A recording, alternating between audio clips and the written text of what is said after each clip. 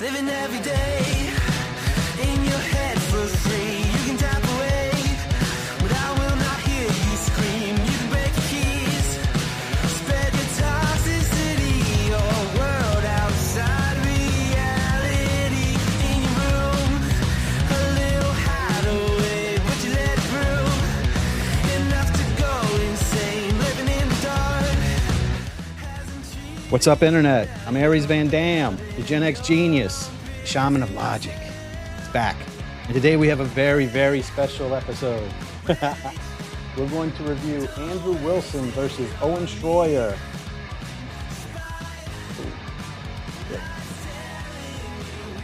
Pull this up to make sure I don't get taken down. Hold on.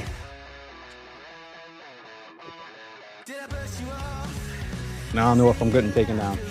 All right, and like I said, I'm Aries Van Dam, and I do debate reviews. This is an educational channel, and this little fella, this is my co-host, Ozzy the Attack Terrier. Say hi to Ozzy. Look, he's awake today. Look at that. He decided to wake up for the show today. Must be a big show. I have a link to the original video in my description. I've been told that the people are having a hard time finding the full debate and they can only react to clips. So I have a link to it in my description. It wasn't really hard to find because I watched it live and I just downloaded it live. So if it's not there from my link, it's because I have it downloaded. So that's why I have the link, but I don't know, maybe it's a backdoor to get into it. I don't know. Go check it out if that's what you want without the commentary. But let's get into it. This is a long debate and I interrupt a lot. So let me turn the music off. And let's get into it. Invited to elite podcast platforms such as the Joe Rogan Experience and the PVD podcast. He is also the leader of the organization known as The Crucible. Please join me in welcoming Andrew Wilson. Smoky man bad, they cry, they shout. Smoke. Before we get started, let me just put out there, I do like both of these guys quite a bit. They're both great debaters and great commentators. They're great influencers, I guess you would say. I do side with Owen on this topic that they're debating, but they're both really good guys and they're both really very intelligent. So let's just get that little notice out in the beginning. Smoky man bad, but he snuffs them out with a flick of his wrist, a puff of his plan. He laughs through the hay. Smoky man bad. The air is thick with his nicotine. With that, we will be introducing the negative position for tonight's debate. You turned off the music, James. So Andrew is taking the affirmative and Owen is taking the negative on this one. They're debating whether Trump's second presidency term has been successful. So, well, it just says Trump presidency. I'm assuming it's the second presidency. He is best known as a bold and outspoken political commentator, recognized for his energetic presence and his coverage of current events across major platforms. He has been a prominent voice with InfoWars and continues to engage millions through his independent content and reporting. Please join me in welcoming Owen Shroyer.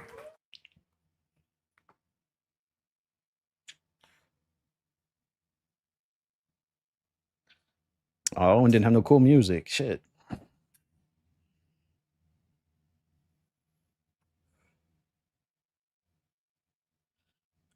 I would have liked it if he would have had January 6th Man or some song like that.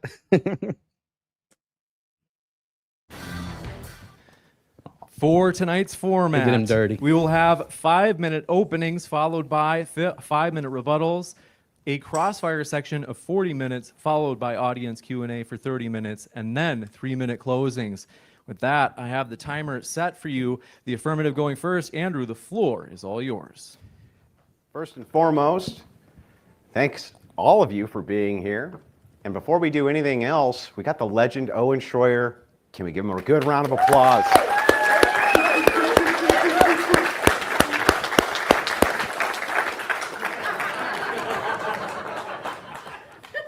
That said, you're still going to get stomped. So, first and foremost, let me clear up any misrepresentation when it comes to my views. I am anti-Zionist and anti-Christian Zionist especially. I have done many debates on the topic, and I've won them all. I'm also very anti-Islam and consider the ideology just as poisonous as the ideology of Zionism, especially Christian Zionism. I am not a war supporter in Iran, and I never have been.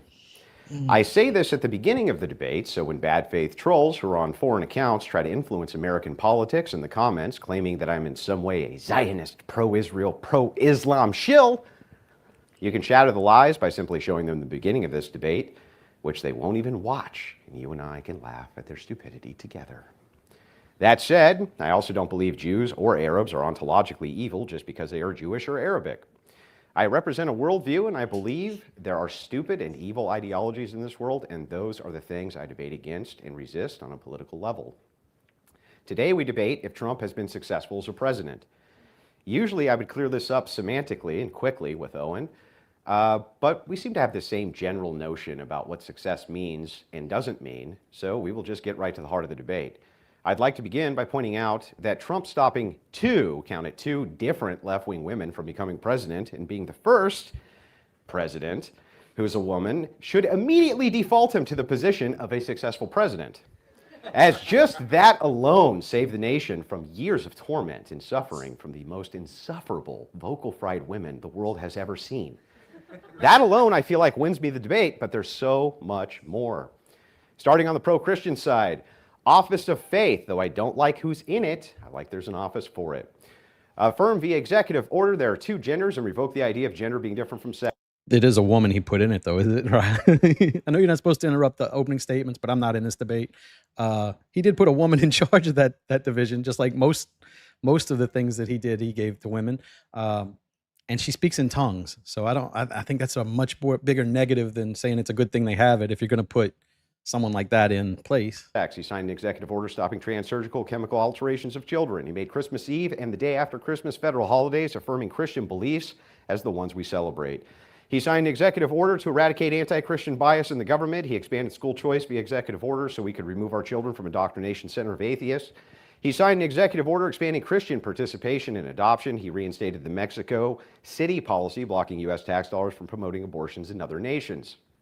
He enforced the Hyde Amendment to stop federal funding of abortions. He strengthened the conscientious protection for doctors and nurses who are against abortion. He supported religious charter schools. He directed the State Department to prioritize against Christian persecution abroad, just to name some of his policy directives. And that's just the Christian side. Domestically, his most major victory is something incredible. Net migration negative, more immigrants leaving than coming. Both legal and illegal, which was his primary function in office from the standpoint of voters, and this is one of the few Western nations where that is the case currently with limited exceptions. The Cato Institute, very pro-immigration, had to admit themselves that Trump has limited legal immigration even more than illegal immigration, negating the base fear from his own base that he would stop illegal immigration, ramp up legal immigration. He hasn't. Over 130,000 less per month just on the legal side. Real wage growth is up 1.3% under Trump. It was negative under Biden. The federal workforce down 10%, which is excellent. Crime is down across the nation. Even Owen agrees with that. The Overton window has shifted right on most national conversations, including LGBTQ and transgender ideology. This isn't even getting into the historic court cases like Roe v. Wade and Chevron, which undid huge injustices in the United States. These are just some of Trump's accomplishments among many. I just can't list them all due to time. The idea of Owen Shroyer and many other anti-Trump right-wingers is accelerationism. The glaring logical hole, of course, in that is all that happens is Democrats get power, make life worse for everybody, and then they just run back to Republicans to fix everything the Democrats did, and the entire time is spent by Republicans cleaning up the mess that Democrats and leftists left for us. It doesn't work and can't work in a two-party system. Ensuring Democrat control by denouncing Trump and Republicans just assures a packed Supreme Court, outrageous censorship, mass migration, expansion of gay agenda, feminism, and the movement of an anti-Christian and anti-Christ-driven world. You guys seem to forget we had Biden. It was awful. And rather than continue his policies, people elected Trump en masse because life under Democrats is fucking awful. Now, you aren't going to get everything you want out of any administration. Trump is way too pro-feminist, pro-gay, and pro-Zionist for my personal liking, but we all knew that going in. He was still vastly superior to the alternative to Democrats and their cohorts, especially Harris, who wanted to roll back tax breaks 30 seconds. and tax as an offset instead of tariffs, which is Democrat policy as usual. We knew Trump was pro-Israel. He moved the embassy to Jerusalem and tore up the Iran deal the first time around. We knew this was part of what we were getting when we elected him, including Owen Shroyer, who, by the way, was put in solitary confinement by Democrats and held, in my opinion, as a political prisoner. That's what's in store for us under Democrats. I will cede no ground to Democrats under any circumstances, as there's no alternative. There's nothing. You cannot give Democrats power, period. And with that, I'll cede the rest of my time, but just note that progressive ideology is always waiting to strike, and going against Trump is not going to help against that fight. Thank you very much. I think you can see there that from Andrew's perspective, the way he's rationaling that Trump is a success is that he's not a Democrat. I need a little bit more than that. I didn't vote for Democrats. I would have voted for probably just an independent candidate. I wouldn't have voted for Kamala, but voting for Trump doesn't mean he's successful is my point. Andrew's still caught up in this left versus right thing really bad. And I'm looking at this more as a Zionist versus not Zionist at this point, because we are overtaken by Zionists in our government that just think Israel deserves special treatment. And I don't agree. And I think we need to get them out regardless of whether they're a Democrat or a Republican. I think we need to totally revamp our system. We're probably going to end up needing a third party just to get rid of the Zionists, because we are overtaken. Like I usually put up a picture of all the Republicans that were in Israel pledging their allegiance to Israel at a Hasbara convention or whatever they call them. I just think that's a bigger issue than the left versus right stuff. Left versus right is very important. I'm not saying it's not. But in comparison, I mean, we're getting people arrested for criticizing Netanyahu now in America. That's in Florida. Gabriela Saldana in Florida. So that's a bigger issue for a lot of people right now, because we're just seeing how it leads to us having to fight wars that cost trillions of dollars. Yeah, you did the Doge cuts. That was great. Did we get that rebate? Nope. That went to the fucking war. So if it doesn't matter if he, who cares if he saves us a couple of bucks and he spends more than what he saved invading another country for no reason. Like that's just not on par with what American voters are thinking right now. So I saw that as a decent opening statement. He's at least bringing arguments to this one. I said he lost the debate the other day on Piers Morgan because he didn't bring any arguments. He was just, you're left, I'm right. You know, that was basically the whole argument. Biden would have been worse. That was the whole argument. He's bringing arguments today, and I can tell he did his research today. So this should be a much better debate than the Piers Morgan showing. So I'm very happy to see he's at least bringing some kind of an argument, even though, I mean, not being a Democrat doesn't mean you're successful. For that opening,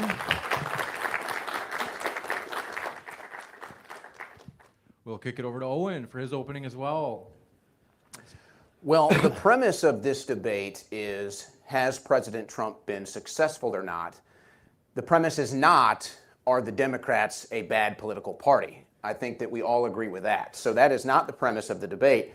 And I feel that the very fact that we are having this debate shows that there is at least room for consideration that the Trump administration has not been successful.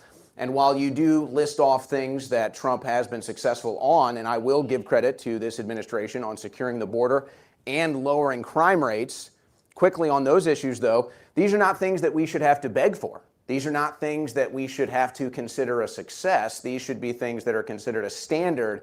So really that's more of a story of how corrupt our country has become, which gets to what this administration was supposed to be all about. It was supposed to be addressing the corruption head on in that collision and destroying it in the process. And I think it's fair to say that at least to this point, it's not happening. But here's some of the other issues that I think are going to be more important when it comes to, is Trump going to be successful? The economy. The vast majority of Americans still believe the economy is heading in the wrong direction. We have more Americans that are living paycheck to paycheck today than any other time in recent history. And as everybody is well aware, our national debt continues to go to record highs. But it's not just the country that's in debt. The average citizen is in debt. It's so bad now that people are having to take out payment plans for pizza delivery. Now, you might not want to blame all of that on President Trump, and perhaps that's fair, but yet this is the economy ongoing under President Trump. And it doesn't help when anytime there's another war on the other side of the planet, we have billions of dollars to spend on that while the average American continues to struggle. So the economy, I don't think you can claim has been a success. Tied into that is Doge, the Doge cuts. Elon Musk believed we could get $1 trillion in Doge cuts annually. We got a couple 10 million and they stopped that. There's not going to be any Doge stimulus checks, whether you wanted that or not. So Doge getting cut out cold, I think, was a major failure. Barack Obama has deported more Americans than Donald Trump. Now, we might get into the details of that today. I will spare those details for the opening. I'm sure that this will come back up, but yet that fact remains. What about the deep state? President Trump himself has posted about treasonous politicians more times than we can count.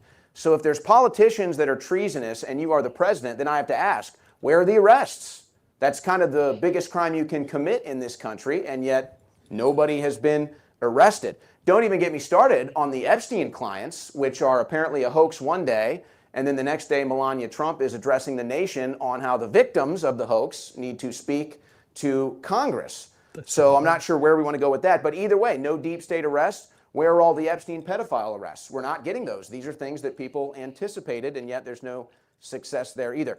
And by the way, as you mentioned, Trump's victory over the liberal women, which I think we'll all agree was a major victory, he was not the president when that happened. He's never won an election as president. Just thought I'd point that out.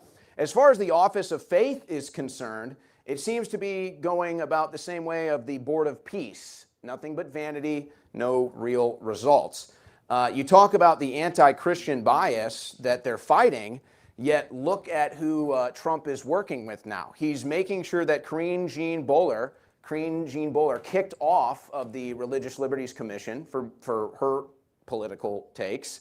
Yet Laura Loomer, who is a vehement anti-Muslim, anti-Catholic psychotic, somehow has the ear of President Trump. So I'm not sure if that's really working for the anti-Christian.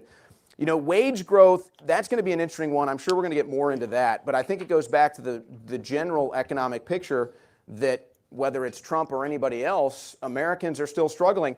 And I think if we be honest here, if we're going to be honest, a lot of this economy is actually Trump's fault. And I know he likes to blame it on Biden, but if you go back and look at it, it was the COVID economy that caused the permanent damage. It was the COVID economy that resulted in 10 to 15 to 20% inflation. Those are Trump's policies. Now, Biden was obviously a disaster. I'm not here to promote anything Biden did, but that was the Trump economy. The COVID economy is the Trump economy. Now, as far as accelerationism is concerned, I don't believe I have ever publicly supported that. I do understand the concept. I understand why people like it. I'm not here because I want Democrats to win. And I think this is a very important statement for me to make because much like in your opening statement, you wanted to clarify some things that people get wrong about you. I want to clarify this. I do not want Democrats to win. As has already been documented in this debate, Democrats have put me in prison. In fact, I was put in jail 4 times for supporting President Trump, including the last one when I was put in solitary confinement. So believe me, I know how dangerous the Democrats are. The problem is, it's not up to me. This is Trump. If Trump cannot get the Republicans over the finish line in the midterms, that has nothing to do with podcasters, it has nothing to do with accelerationists, and it has everything to do with President Trump and the GOP. And ultimately, that's going to be the major measuring stick as to whether or not he's successful.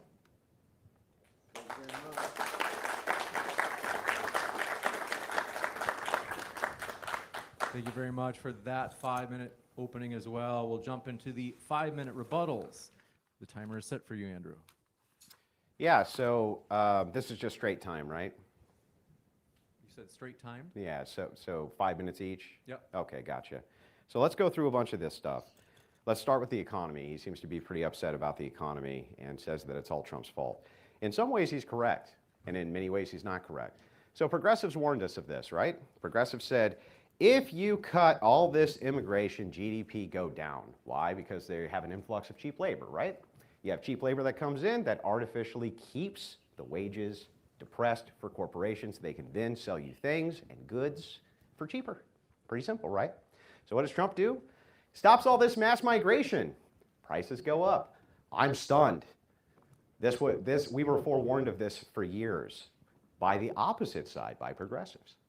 And so what's hilarious. Shouldn't that also make inflation go down, though? because there's a lot less competition for the products being made. So that should mean that we are in negative inflation right now, but we're not.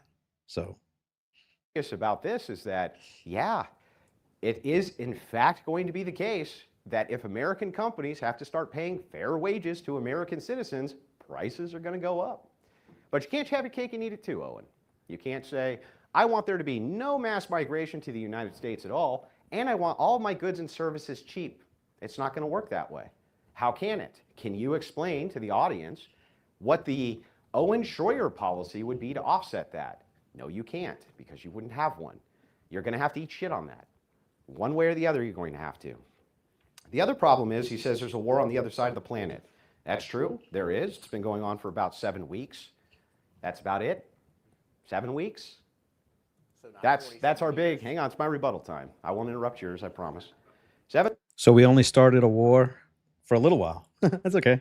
weeks, not quite the forever war that we were promised from the other side. And it seems to be ramping down. Not only that, when it comes to that war, what we find is that most of the exports in oil are going from China. They're going to China. How does it not behoove the United States strategically to do something about that? Of course it does, and we can dive into that too in the open back and forth. Now, I'm not a big supporter of foreign wars, especially not in Iran. I'm not making any excuses for it. I'm just pointing out something which is obvious. He also says Elon Musk did Doge cuts. Were Democrats going to do Doge cuts? No. Trump made that promise, and that's exactly what they tried to do. I'm just confused. Is he saying that Trump planned on crippling the world economy just to hurt China? Is that the argument? I don't understand that. He's been hamstrung at every level. This guy has 3 times the amount of court cases against him as any other president does in the last 50 years. It's ridiculous. Democrats hamstring him at every corner. So as we go through this, let's talk about Epstein. That's another big one. With Epstein, you have to separate mythology, the actual mythology of Epstein, from the facts of Epstein. To hear the other side tell it, there is a global pedophilic satanic organization which runs the United States. The evidence they have for that? Fucking nothing. They have nothing. They have no evidence whatsoever. Guarantee you he won't be able to provide us with any evidence for that. Not a single shred. Not only that, I'll tell you something really interesting. I do know of a satanic type religion of pedophiles, and right this second, Trump's blowing them up. Right this second, as we speak, he blew up their leadership. The Ayatollah Khomeini instituted marriage, child marriage, as young as 9 years old inside of Iran. And we're killing them, overwhelming. You want to talk about pedophiles? Let's talk about pedophiles. The Epstein people, hey, wait a second. I thought he said Arabs aren't ontologically evil. And then he just now said that we're blowing them up. So I don't think that they're all evil. Like attacking an entire country, unless you have like pedophile seeking missiles, I don't know how you just get the pedophiles, because we're blowing up everybody indiscriminately, like all girls schools and shit. Like I don't think that all girls school was a bunch of pedophiles. So I'm not understanding this argument very well either. We're totally anti-pedophile. This is ridiculous. There's pedophiles at the top levels. They have no evidence for that. And yet, if we just look not too far away, we see that there's an entire nation of pedophiles. Do you mind doing trade with them? Right? Owen Shroyer recently said, I don't care why, or he said in his debate with Shabos, why is it that Iran is not allowed to have a nuke, but Israel is? Yeah. What are you advocating for there? That a whole country full of pedophiles is allowed to have a nuclear bomb? Why? No, we're advocating to attack Israel. Stop picking sides when both sides are bad. Why are we going to benefit Israel when they do? When that is a true statement. Why? They lied and stole our nuclear secrets, and now we're allies with them and just going to go fight and pretend like their lie that they don't have them is true. That's the problem. That's the issue. Why should we allow that? It's ridiculous. Moving through some of these other problems, he says the problems Republicans podcasting means nothing. When we're talking about Trump, especially in his second term, podcast meant everything. In fact, Kamala Harris said it herself. Joe Rogan. And the fact that Trump went on Joe Rogan really helped push him over the top.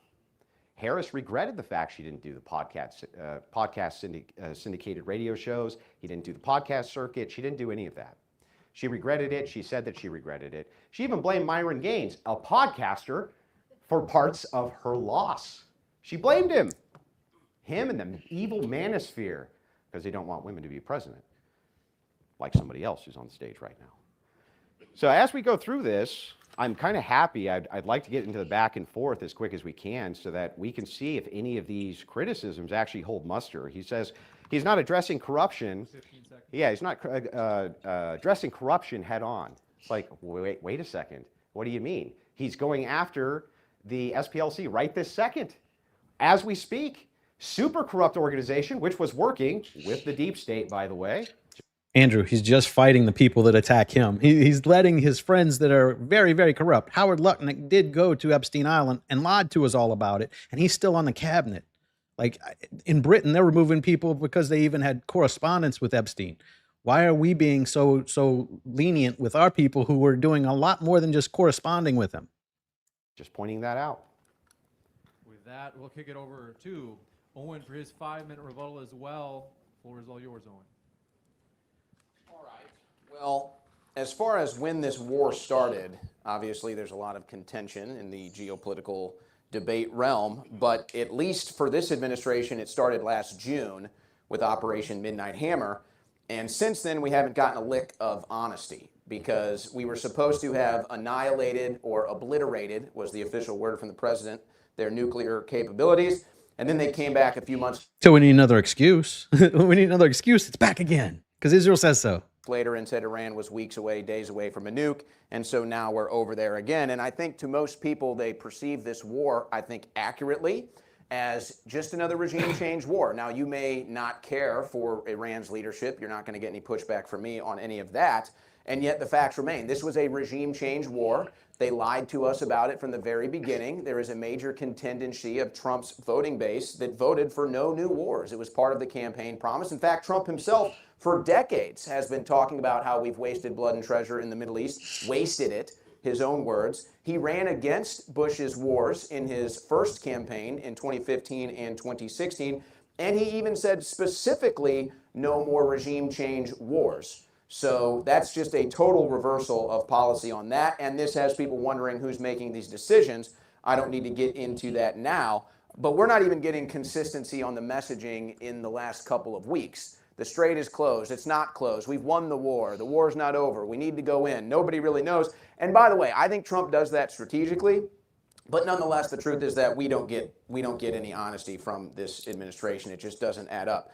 And as far as the strategy with China and Russia, I'd like to think that this is all going to work out in our favor. I'd like to think that that's the play that Trump is making. However, it doesn't appear to be going in our favor. I think that most of the world is looking at the foreign policy of this administration, and they're seeing it as very, very favorable to Israel, which is essentially a pariah of the entire international community. And so instead of perhaps these countries maybe driving away from Russia and China, I think they're driving to China and Russia and away from the United States because of Trump's aggression, again, in the Middle East, as the world views it, on behalf of Israel. As far as the Dems, hamstringing Trump, I think that happened a lot in the first administration. I'm not really seeing as much of it in this administration. But this gets back to the deep state. I thought we were talking about criminals. I thought we were talking about the Obama administration committing treason. We were talking about them illegally spying. And yet now President Trump says, I'm okay to give up my liberties for safety. I'm okay with them illegally spying on you. That doesn't really sit well with me. And I think the Dems are going to look at that very favorably when we get to the midterms. Israel does have a nuke. It is it's a violation of the nuclear proliferation agreement. They're not supposed to have one. Everybody knows they have it. In fact, technically, they shouldn't even be our ally because they have a nuclear weapon, but somehow they're above all of these rules. Now, again, I'm not here to take any ground in defense of Iran, but I will point out the fact that Israel is famous for repatriating pedophiles. That is a fact. Everybody knows it. American pedophiles are able to flee to Israel and get safe harbor there. We have many, many instances of this. Now, the Epstein files, I don't know how deep we want to go into this. This one is a little confusing to me. You say, show me evidence that there is a pedophile ring. Well, I would slap down on the table, not even 50% of the Epstein files. We don't even know how many we've gotten, but it's 50% max. There's not a single Iranian in the files, not a single one. Now, there is a certain group of people that are in there, but we don't need to get into that. But they all are rich, and they're not in prison, and that's where they should be. So I don't really want to have to think about Iran's cultural issues. These are Americans and people that were using them for blackmail to get leverage over our country. That's how most people perceive these Epstein files, of which we don't even have the entire files. But in them, we see references, what appear to be killing people, taking women, young women, babies as sex slaves. Who knows what else is going on in these files? There's very obvious code language. I know this. If I was able to get one of my kids' cell phones and I'm reading through this cell phone and they keep talking about pizza and grape soda and jerky, I'm going to pull one of them aside and I'm going to say, hey, what are you talking about? And if they say, oh, I'm just a pizza connoisseur, me and my friends just make beef jerky and eat grape soda, I'm going to say, bullshit. Tell me what the hell you're talking about. If I see you saying, I'm going to get pot from my friend, I know you're not talking about a potted plant. I know you're talking about drugs. So it's obvious the same thing is going on in these emails. Where is the investigation? If your kid brought that to you, you would not believe them for 1 second. You'd say this is clearly code language and I'm going to investigate what it is. I think we should continue to investigate these Epstein files instead of continuing to cover them up, because I do think there is a there, as most other Americans do, and that's something that Trump campaigned on and many of his administration talked about for years. And time. With that, That was pretty good. we're going to jump into the Crossfire. This is 40 minutes, so this is fully up to you guys. If it gets too rocky, I'm going to jump in. And I felt like that was pretty strong when he was saying about the FISA courts, because Trump's stance on that literally is, it's bad when Democrats do it to me, but it's okay when Republicans do it to the public, to every one of y'all. Yeah, that FISA shit's, that's got to go. But I thought that was a pretty strong retort there from Owen. Let's see how this goes, though. put it into 90-second responses. So the floor is yours, gentlemen, for open dialogue. So I wanted to start, if we could, with Israeli repatriation of pedophiles. So you and I both agree that this happens and it's abhorrent.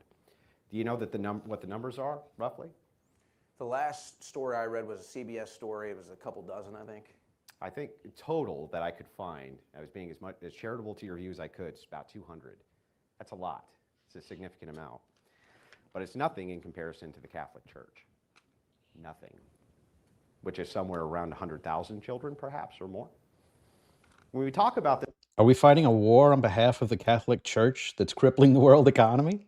I don't really, it kind of feels like a pivot. Like, I don't really understand that. I think he's going after Owen because Owen's Catholic, but yeah, until we start fighting wars based off of the Catholic Church, and, you know, if we're going on and invade the Methodists to help out Catholic churches, I don't think this really has a point in any way. this idea of pedophilia here in the United States, Owen, this is my big issue with this, is that there's always a red herring, right? The red herring is, well, Israel repatriates pedophiles. It's like, yeah, that's true. So does the United States in a way, though. We have passport bros who they go to Malaysia, they have sex with underage kids, and then they come back here. It's the same exact principle applied. The only difference is there's no official right of return. There doesn't need to be. They're already U.S. citizens. But when we're talking about this, we know where the groups of pedophiles are. We've known this for years. The Catholic Church. Passport bros don't go there for children. Like, I am technically trying to meet a 30-year-old woman in the Philippines. Does that make me one of those? I don't think it does. So if some people do go do that, yeah, they should be prosecuted. But I don't know what that has to do with a country that lets people who are facing those charges just flee to their country and live there now. That's quite a bit of a different thing. Again, and like, those are American people that are going to a country and then taking advantage of the fact that the laws are different there. I mean, that's kind of cultural shit anyway. Like, in one country, they like, just for example, there are many countries that don't even have a marriage limit. Like, you can marry at any age you want. Saudi Arabia is one of them. Sudan, you have to be 10. So, yeah, these places, I wouldn't want to live there. I wouldn't have raised children there under any circumstances. Somalia, Yemen, places like that, they have no limit. Like, there's just no written law that says when you can get married. So it's kind of on an individual basis. If you want to, you can. So I don't know how passport bros compare to that, especially the ones that are trying to find a woman that they want to move here. Like, That's what I was thinking, like a girl that like eventually would move here. I'm not going to bring a child here. Church, for instance, again, part of one of the largest pedophilic scandals in the world. Which church do you belong to again? Is it Catholic? I have no qualms with what you're saying about the Catholic Church, whether I identify as one or not. So go ahead. I will sit here all day as a confirmed Catholic and ridicule their pedophilia. Yeah, I'm No just saying problem. that when you use the red herring of the Israeli How is repatriation, it Yeah, Ken, but that's kind of the point. Like Andrew's trying to use this and turn it around like Iran is a bunch of pedophiles, but that's just their culture. Like, do you know that in America there are certain places? Let me pull this up while I've got it on a break here. Let's see if I can get this to come up. I Googled this today. Like, there are many places in America where there's, you could get married at 16. So are they wrong? Should we bomb, Oklahoma? Like, that's crazy. I don't know. I'm on a little bit of a tangent here, but it's kind of a different argument whenever you're talking about a country that just embraces that. That's kind of almost their import. That they have a whole trade of that. They're not a big country. 200 people in a tiny little country the size of New Jersey is a little bit bigger than if you said they brought them into China. Yeah, 200 people in China is nothing. 200 people in Israel, that's quite a bit. So let's get back to it. Let me take this down. Back to the debate. red herring if it's true? Because the red herring happens when Didn't you admit it's hundreds? When you say, hey, wait a second, yeah, hundreds. So it's a real thing. So it's not a red herring. No, the red herring portion of it is when you obfuscate away from the argument on the Epstein files, as though there's a global cabal of pedophiles. I point out in Iran, there's an open cabal of pedophiles. You say, well, Israel harbors pedophiles too. It's like, no, they don't have official policy for pedophilia, dude. Hold on a second. You just admitted you're talking about people that have been actually charged with crimes of pedophilia that Israel knowingly takes in. They are very well that's not aware. in every instance. That's So in they are some very instances. well aware. Sometimes it's a Tom Alexandrovich was a Israeli bigwig. I don't know. He didn't have diplomatic immunity, but he worked with Netanyahu. He got caught in Nevada trying to have sex with a 15-year-old girl, and they got him out of jail and got him back home the next day. That's the problem. That's the issue. That's what we're talking about. He can come to America, have sex with children, or try to have sex with children, and then he just goes home scot-free with no answer to those charges. What happens there? I bet he's still allowed to even come back here. That's how they treat Israel. That's the fucking issue. That's why this is a problem. suspected. One of the big key ones was an Australian case, I'm sure you're familiar with. That was one of the big key ones, but it's not always the case that they're charged with anything. There lots of them are just suspected of this. There was just the an same way that the IDF. United There States was is just an suspected. IDF. Hold on. Yeah, There was just go an ahead. IDF security official, Alexandrovich, who just got charged, caught in a bust, and he fled over there. He's gone. Of course, but you're going So to find. give me a comparable story this year to the You Catholic can find Church. the same thing. Show me the Catholic perhaps. Church. Show me Yeah. the Catholic Church finding a pedophile and saying, "Come to the Catholic Church." They moved them to other churches. What are you talking about? So your answer to there are also pedophiles is they could change laws if they wanted to. Yeah, but they didn't. They didn't change the laws. Those are the laws right now. So what does that even mean? So to allow them to continue to offend hundreds of thousands of cases. So show me one name.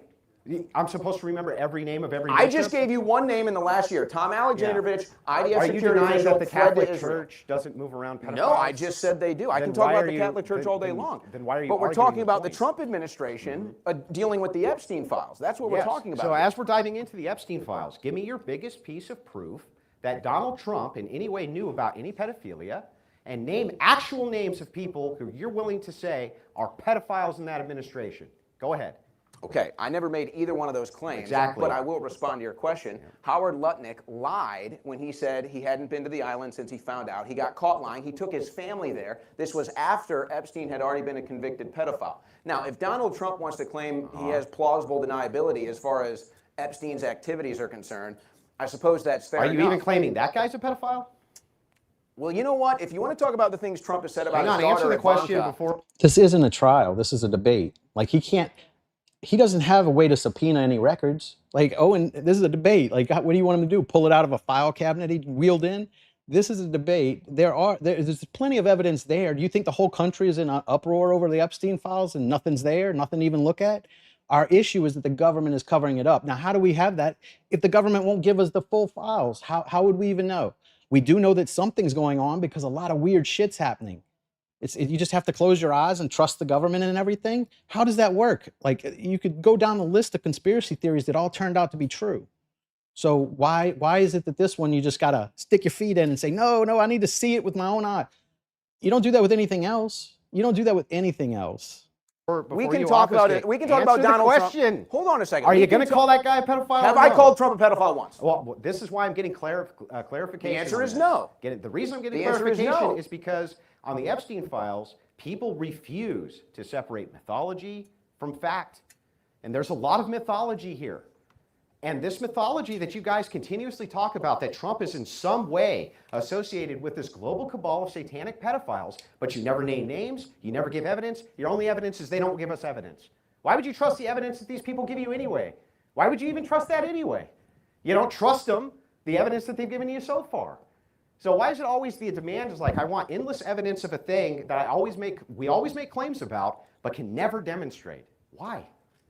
So Trump is obviously maybe mentioned more than anyone else in the files. If you want to claim that he has nothing to show illegal in the files, that's fine. Howard Lutnick, however, lied when he said he hadn't been there. He is still in the Trump administration. He was just running point for their meeting at the Oval Office just last week.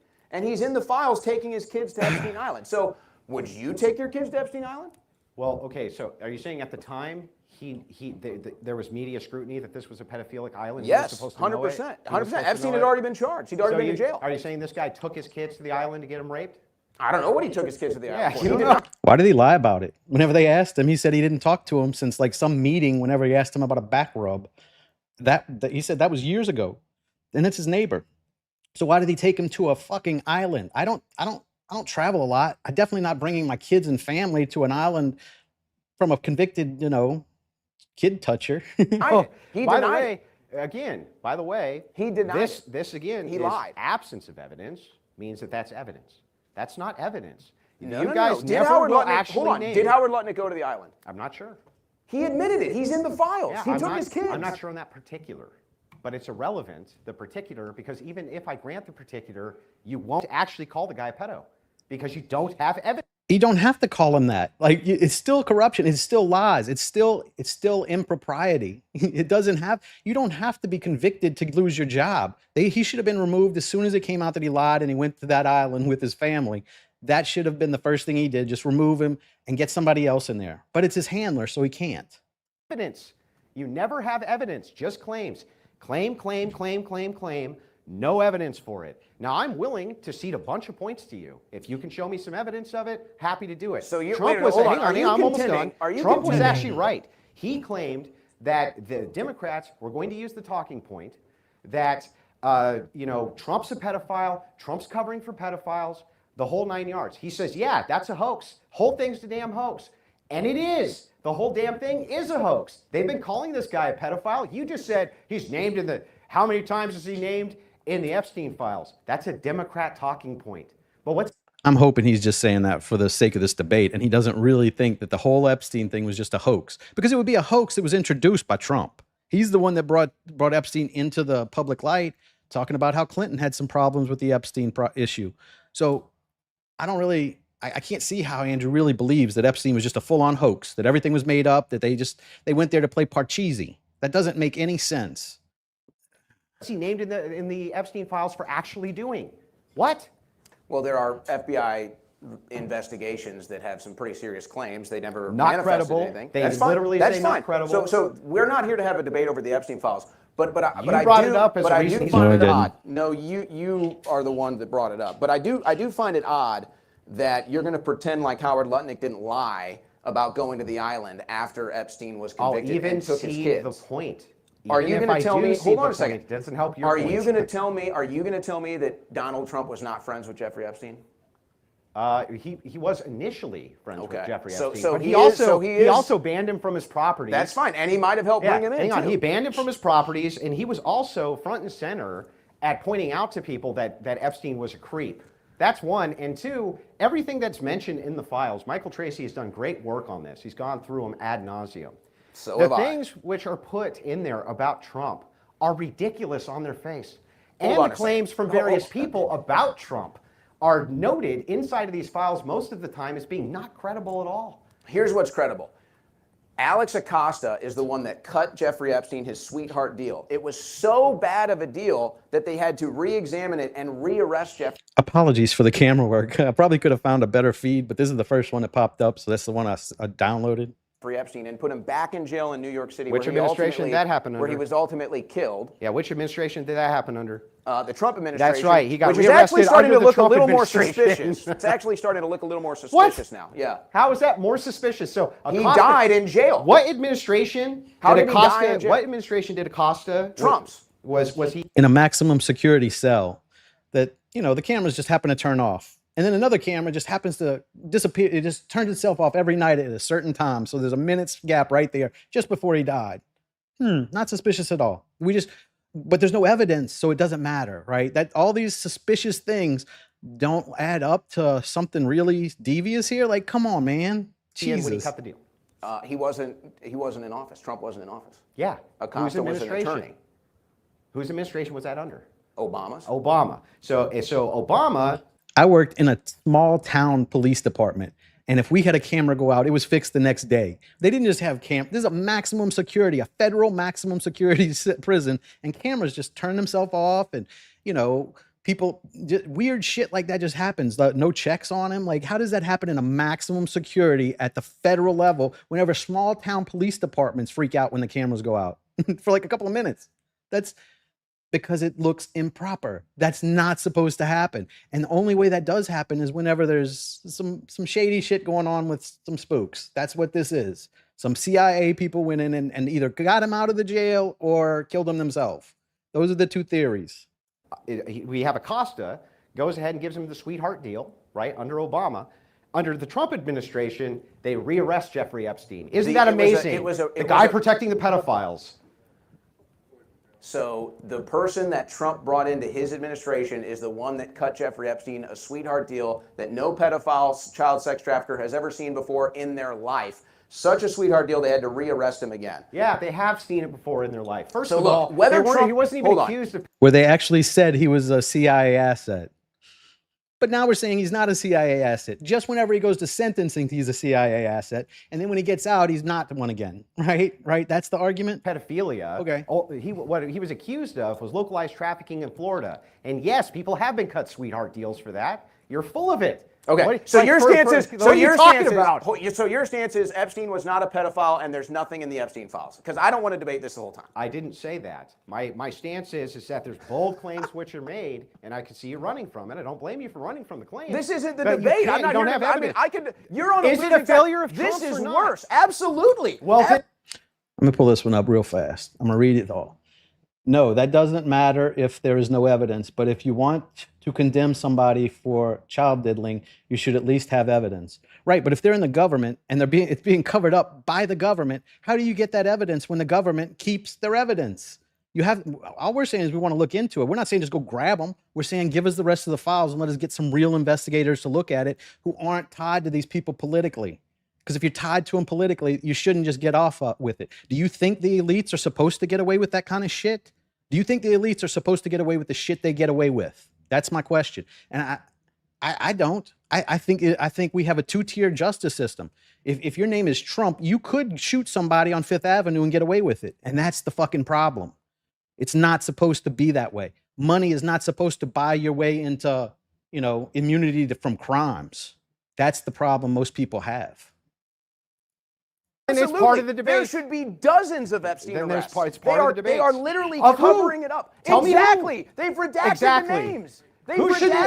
Who should we be arresting? Exactly. I'd love what does to that know. mean? Why are all the names redacted from the files? Because Why haven't they I'll given tell us you. all the files? I'll actually tell you. And if you had done your due diligence, you would know this. Oh, because they're victims. No. Because victims advocacy groups and lawyers have tied this thing up like nobody's business. And again, Michael Tracy's done the And research no on pedophiles this. go to jail. Which pedophiles should go to jail? The ones All that of they've them. redacted. So What are their names? All of them. Until we get the full list, we don't know. But just saying it doesn't happen because they won't give it to us, even though Congress told them they had to, that's not really a solution to all this. Just pretending like it's a hoax? Get the fuck out of So here. Epstein trafficked kids to no one. No, Epstein was getting kids. So Epstein- Ghislaine was trafficking kids to him. Okay, so Epstein raped all the kids. No one else did. Name a single person he trafficked a kid to. They're all Till we get the evidence, how do we tell you that? The Black Bar did it then, because that's all they showed us, black bars. So Black Bar, go arrest Black Bar. All redacted from the files. What are you The talking about? files You don't can even see, indicate you that. can Who? see in the emails. He says, "I have girls. How old do you want them? I have girls. I don't like yellow. I want Russian." Yeah. It's all right there. That's not him. There's nothing to do with pedophilia, as far as you know. Show me some evidence. As far as you know, it does. If a grown man is texting Jeffrey Epstein and saying, "I want a 12-year-old," yeah, that's a pretty good piece of evidence. And the fact that the name is blocked out means they're protecting the pedophiles. What part of that makes no sense to y'all? Like, Wait a second. Jesus. Absence of evidence is not evidence. Do you agree with that? No, I'm using your logic against you. If you're saying My it logic doesn't works prove for anything, me and not for you. Okay, so I'll accept this because I don't want to debate. So Epstein was not a pedophile. He was not trafficking children, anybody. He was not friends with I'm willing Trump. to see They're that not Trump- covering up. I'm willing They're to not see- covering up the files. I'm willing to see the distinction between the mythology of Epstein trafficking children to all of these various pedophiles is a mythology. I'm also willing to see that Epstein himself may very well have been a pedophile, but it seemed like the trafficking was going to him. so he just said it is a myth that Jeffrey Epstein trafficked pedophiles to elites. I believe that mythology. I think most of America believes that mythology. And you have no proof to the alternative of that. And even when you point at Acosta, So what is this Epstein happens doing? under Obama, rearrested under Trump. Trump's the only one who released any Epstein files at all. Signed in the Epstein transparency. Yeah, and did he do that of his own accord, or do we have to get Congress to pass a law to make him do it? And then whenever he did have to do it, he came out and said, if you want this, then don't support me anymore. Is that the transparency we want? He kicked and screamed releasing it, and he still hasn't fully complied with the law they passed to make him do it. I don't want to hear that he's transparent. That's bullshit. Transparency Act. Yeah, Congress after also pushed for it. after they redacted them for weeks, they still haven't Because of released everything. victims. They still haven't released everything, by Yeah. the way. How would Trump unredact them? Can you explain that to me? Well, they shouldn't be redacted at all. Yeah, but how would Trump unredact them? Well, it's actually pretty easy. I think he calls them and says, "Hey, No. unredact these." No, no, names." no. That's the judicial branch. That's a different branch of government. And he can call them and tell Trump's them to do allowed to that. do that with classified documents. Not allowed to do that with redactions. Those redactions are going through the judiciary. So what should Trump do here? He could easily. It's a myth until we get concrete evidence. Right. And who holds that evidence, Ken? Who holds that evidence in defiance of a law they passed to make him give us that evidence? Who's the one covering up? Is it the most transparent president of our time, like he likes to claim? That doesn't feel very transparent when you're defying congressional acts to protect people that diddled children. That's not transparent. He can easily declass. He can usually release everything. They're not classified. They're redacted. Then why aren't they released? He did release them. Not He all of released them. millions of documents. Not all of them. And not only that, again, how would he get them unredacted? Tell me. Not even all of them. They're Tell not me even how all he would released. get them unredacted. How? It's very simple. You bring out the. Yeah, I don't pull up a lot of Duke Nukem the King when he's arguing, because he argues a lot. Who held the evidence? The Democrats, when they could have weaponized it like everything else, but didn't because there was nothing there. Oh my God, they could have just released the stuff he's already released and that would have been fine. You're trying to make this a left versus right thing, and I want both of them to go to jail. I want Biden and Trump to go to jail if they covered up elites having sex with children. Let me be clear on that. I do not defend Biden. I did not vote for Biden. I voted for Trump because he pretended like he was going to be different, and this ain't fucking different. investigators, and you simply read the names that are redacted. That's all you got to You do. mean like they did in front of a press club, and those poor guys who weren't actually pedophiles got That was- calls and threats and everything else? That happened to one guy. Yeah, That but I happened to mean, one guy. that's reading the names of people who aren't even related to it. Okay, This so- is the problem, So man. this is good. So you're satisfied with the Epstein file? did. I'm going to say this. If you're from the perspective that you didn't want things to change, you just wanted the deep state to remain in power, and you wanted elites to still be able to fuck children at will, then okay, Trump's term is a success for you, from your perspective. If you voted for Trump because he pretended like he was going to change and drain the swamp and do all these things that he said he was going to do, yeah, no, it's a failure because he did not do what we expected. We expected him to do what he said because he said he wasn't a politician, but now he's a politician. So that's the issue. Didn't say satisfied, but I'm pointing out that I'm not willing to make claims that Donald Trump's a bad guy based on redactions that he's not responsible for. You can't tell me how he should unredact them. You can't tell me it's who very the, simple. who I want the all the victims are. files. You Show can't me tell me all any the of files. this. What do you mean the victims go in front of Congress every freaking day? I only want to jump in just because, given that we have only 40 minutes for the open dialogue, though it's been epic so far. I just want to be sure if there are other topics you want to cover. We have 28 minutes left. I would say, Can we would move on say to the economy? The Epstein files is a debacle and a disaster for The President releasing of the Epstein files was a debacle. I agree with that. Who did that and the way they did it? Who's the one that defied Congress? So yeah, that's a negative mark on Trump, isn't it? He's the one that released them when they forced him to, and he did it in a fucked up way. So that would be a point for Owen in this. The problem is that what I'll never accept is lack of evidence being evidence of a thing. And while you pretend that there's a global pedophilic ring that you have no evidence of controlling the United States, I can show you a global pedophilic ring which exists right out in the open that Trump's blowing up right now. So Epstein didn't put a This is the Pierce Morgan model of thinking right here. It's not real until the government tells me it's real. It's not real until I see it on whatever news I'm watching today and they tell me it's real. That's just letting the propaganda rule you. bunch of security cameras in all of his places. That didn't happen. He wasn't working with Maxwell, the daughter of the top Yes, Israeli he worked spy. with Ghislaine Maxwell. Yes, there were security cameras in his various places. All of that is correct. That's, again, asking that's called questions, evidence. not providing evidence. So why does he do that for? Wait, there's Okay, so jail Trump. Got it. If he's protecting pedophiles, absolutely. 100% jail him. Yes. Same with Biden. Same with any president. I don't care. I don't care if I voted for him because I did vote for Trump. So I don't care. This is, y'all are looking at this as like he's on my team because I voted for him. I don't have a team. I vote for America. If I think I thought he was a better candidate at the time, so I voted for him.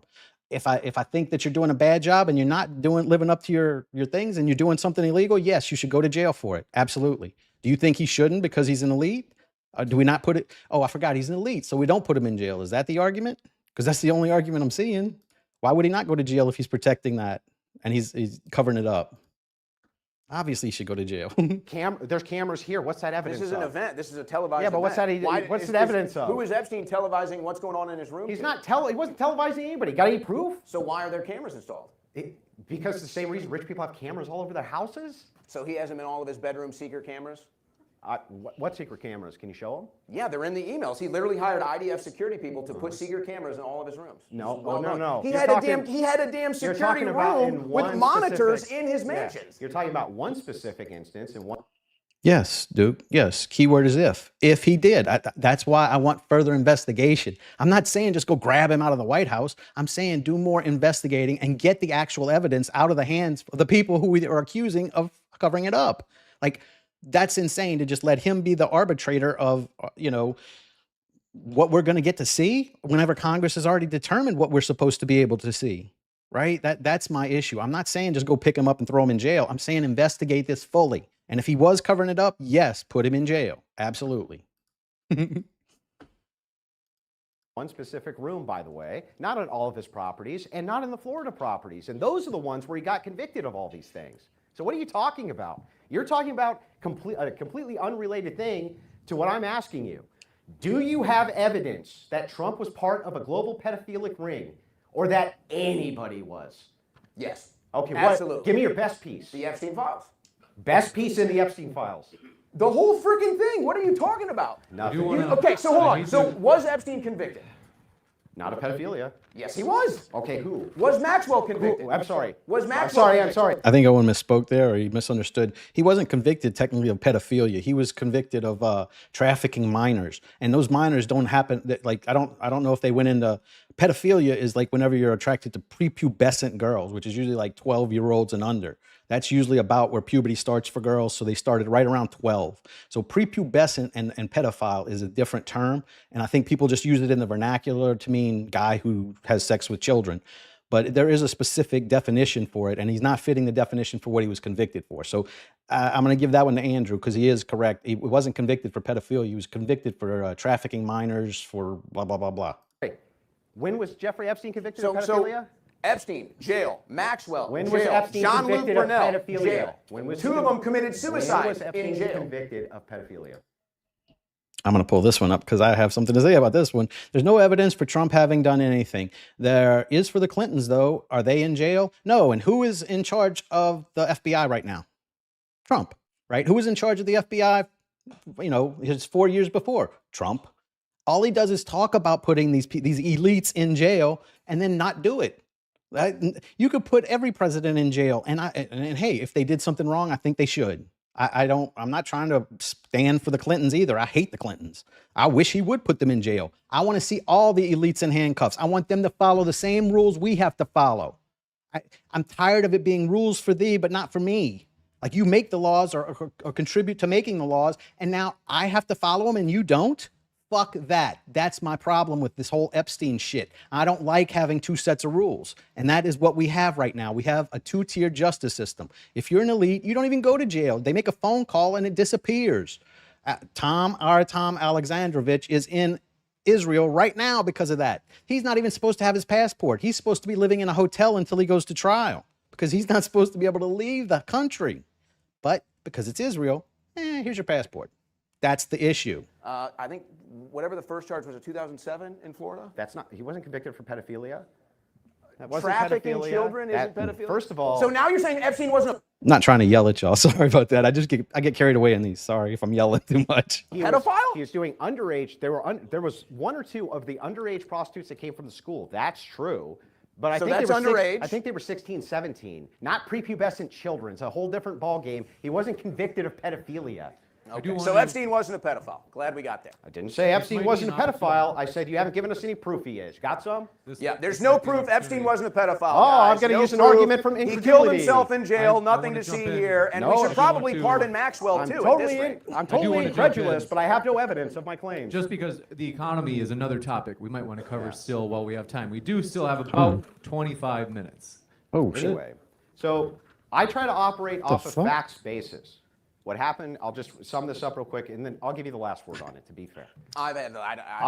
I'm showing we have an hour and 10 minutes. I guess they're not counting the Q&A after because they did do a little Q&A after, if I remember correctly. So we'll try to do some of those too. I don't know how much of those we'll do, but I was here for the debate. But we might do some of the Q&A after too. Summarize it very quickly on Epstein. Epstein very well could have been a pedophile and likely was himself a pedophile. But when you make these claims about demonic global pedophile rings which control the United States, yeah, I want some fucking evidence. I do. And I'm not willing to throw the President of the United States that I voted for under the bus without any evidence. I'm not.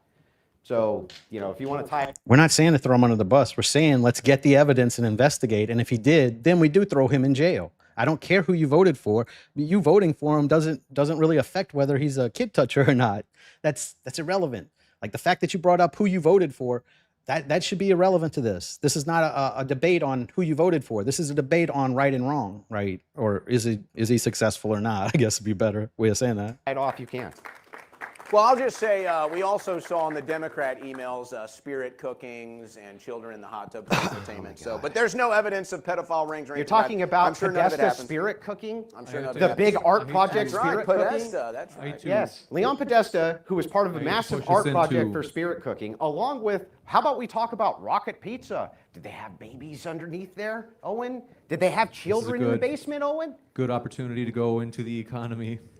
Yeah, all right. So, moving into this, I just got a single question for you. Owen, how would eliminating mass migration into a net negative not cause economic downturn or higher prices? How is that even possible? Well, it's actually, there's a simpler fix to that, and that is you have to cut taxes. You have to cut them significantly. You have to cut them immediately. Americans are paying roughly 30% of the money that they make plus the property that they own. That number needs to be single digits tops. And a lot of Americans will have a little more money to take care of their bills and take care of their family. But we're not really having that happen.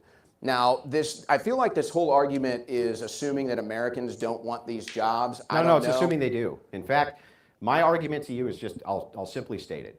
If it's the case that we bring in, 100,000 immigrants tomorrow to California, let's say, okay, and they're willing to take $10 an hour less than the Americans who are there, would you agree with me that that'll probably save you prices in goods and services from whatever? I'm gonna pull this one up too. One last one. I'm gonna try and focus more on the debate. But what I do know is if there's anything at all they could have used against Trump during his run for president, the left would have used it. But you're still stuck in this left versus right thing. Good. Then we put them in jail too. If they covered it up, we put them in jail too. I don't even view this as left versus right because the Zionists have overtaken and there are a lot Zionist left and Zionist right, and they get along just fine. They get along just fine. This is about control, and I think we need to look into it. If we don't look into it, and I know you had said something about the evidence being tainted now, well, too bad. Too bad. Some people have to go to jail. The stewards of that custody, the custody of that information, they didn't do a good job then. That's on them. But heads are going to have to roll when you start having a government that is in bed with kid touchers. And that's what we were. And Jeffrey Epstein was 100% CIA and Mossad, and the government was complacent in all this. And that's why we're not going to get the full information. But we have enough information to put a couple of people in jail at least, and that'll be a good start. But if we don't do nothing and none of them go to jail, this will never end, and we'll always be having shit like this going on. So something's got to be done, regardless. That corporation is her company. Probably, Yeah, probably. So like if you took McDonald's and you paid them $25 an hour, your cheeseburger is going to get more expensive. You agree with that? Mm-hmm. So you can offset that with immigrant labor. Do you agree that that's likely true? Yes, but I don't believe that's the solution. I agree with you. But if it is in fact the case that Trump is doing his job, which it seems like he is since we have negative net migration, why wouldn't it be the case that if we're deporting all of these illegals and they're self-deporting at an overwhelming rate of... See, a lot of you guys are worried about even investigating it. Like, we're just saying to look into it. We need to do more research. But it's like, y'all get this thing in your head because you keep going to left versus right. I'm not looking at this from a left versus right perspective. This is both sides are fucked up and both sides need to pay. I want elites in handcuffs. And until I get it, I'm going to keep fighting like this because that's what needs to happen in this country, because we can't go on like this. We can't just keep on having elites living these lives that the regular people can't even understand. Of course, your localized food prices are going to go up because most of these jobs are now going to Americans. In fact, this is exactly what Cato is saying. They're saying we're getting hurt mostly in the economy because Trump is not even letting legal immigrants come in. I thought that was what we wanted, man. We want to stop that legal and illegal immigration. But it's like, not if your fried chicken's going to go up 30 cents. What are you talking about? We want that, right? Well, the deportation numbers are not where they need to be. I don't know how much that falls into the economic realm of things. Obama deported more people than Trump, so we're not. There was a lot more people to deport. Now, I remember this part because I remember thinking, I have to comment on that. How was there more people to deport when Obama was the president versus when Trump was president? He came in right after 4 years of unfettered immigration to our country that we did nothing about. We tore down fences to allow immigrants to enter our country whenever the states tried to put them up. That's how much we were fucking letting people in. You telling me there was more people when Obama took office, right after, who did he take it after? Trump, after Bush? You think he had more people here when Obama was president? I think we should be blowing his numbers out because there was like 20 or 30 million people brought here. That's a big pond for you to fish in. You could get as many as you want. You could just walk down the street and get a few. Bing, bing, bing. But no, you want to say, oh, we're just going to go after the bad guys first. Fuck that. Get them all. Get them all. I don't want anyone who broke into our country being left here. I don't care if you work in a hotel. I don't care if you work on a farm. I don't care if you've been a good little boy for the time you've been here. Doesn't matter. You broke the law. Get the fuck out. That's my stance on it. And that was supposed to be Trump's stance until he got in office and then decided, you know what, I own hotels. Let's exempt the ones that work in hotels because, you know, I like Rosita when I see her at my hotel. That's...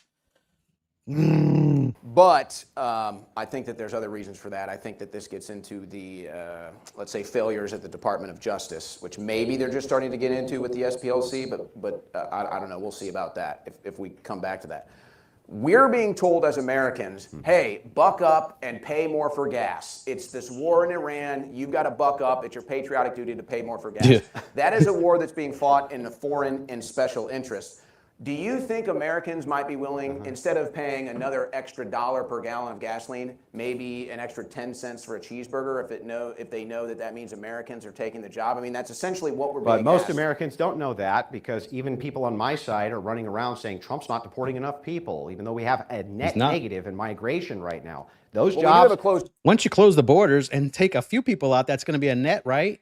So yeah, he closed the border, which was always supposed to be closed, and that was like the main thing he ran on, like 7 years ago. Like whenever he ran the first time, that was his big issue, and he did close the border. He didn't even have to build a wall. But if you're just not going to get rid of the ones that are already here, then it's still not a good thing. You're still not living up to your campaign promises. You promised this, you didn't do this. That makes it unsuccessful. And that's what this debate is about, whether Trump's second term is successful.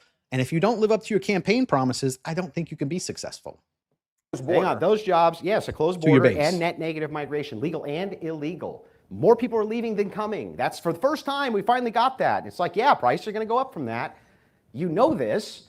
Why not be honest with people? Went up if from, that's the prices, case, no, and prices we're talking went about up gas. from Hang on, I'm almost done. Prices went up from tariffs. Okay. Prices went up from You want to get energy. into tariffs? We can do that in a second, but let's start with the gas prices. All you're doing is pitting Trump against Trump. On the Biden level, at his top, do you know what the gas prices were? About right where they're at now. Nope. Way more. They were over $5.50. Yeah, they're $1 cheaper right now at the peak of Trump than they were at the peak of Biden. So you're only comparing Trump's gas prices to Trump's gas prices. Because if you compare them to the Democrat, they were still way higher. I mean, way higher. Now, when Trump, did the price I don't know if go that's up? true. Trump speculation mostly. No, when did the price go up? Oh, I thought you said why did the price No, go when? up? When did the well, price the price has been going up steadily and decreasing Since we steadily. attacked Iran. Yes, correct. Due to what? Market speculation. And you can't control speculators, and neither can Trump. It's not because So how could Biden? If Trump can't control the price of gas because of speculators, how are you blaming Biden when gas was high when he was in office? Is it only Trump that's handcuffed by these speculators? Did Biden not have those? Like, what? See, that's why this left versus right bullshit doesn't make any sense. Because you'll do the same thing. Oh yeah, look how high gas was under Biden. But then when you get to Trump and high gas, well, he can't do anything about it. It's speculators. So it's speculators for Trump, but not for Biden. That's the argument.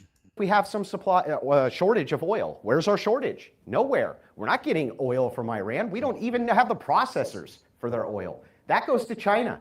So we have no shortage, but our oil prices go up. Why? Because of speculation.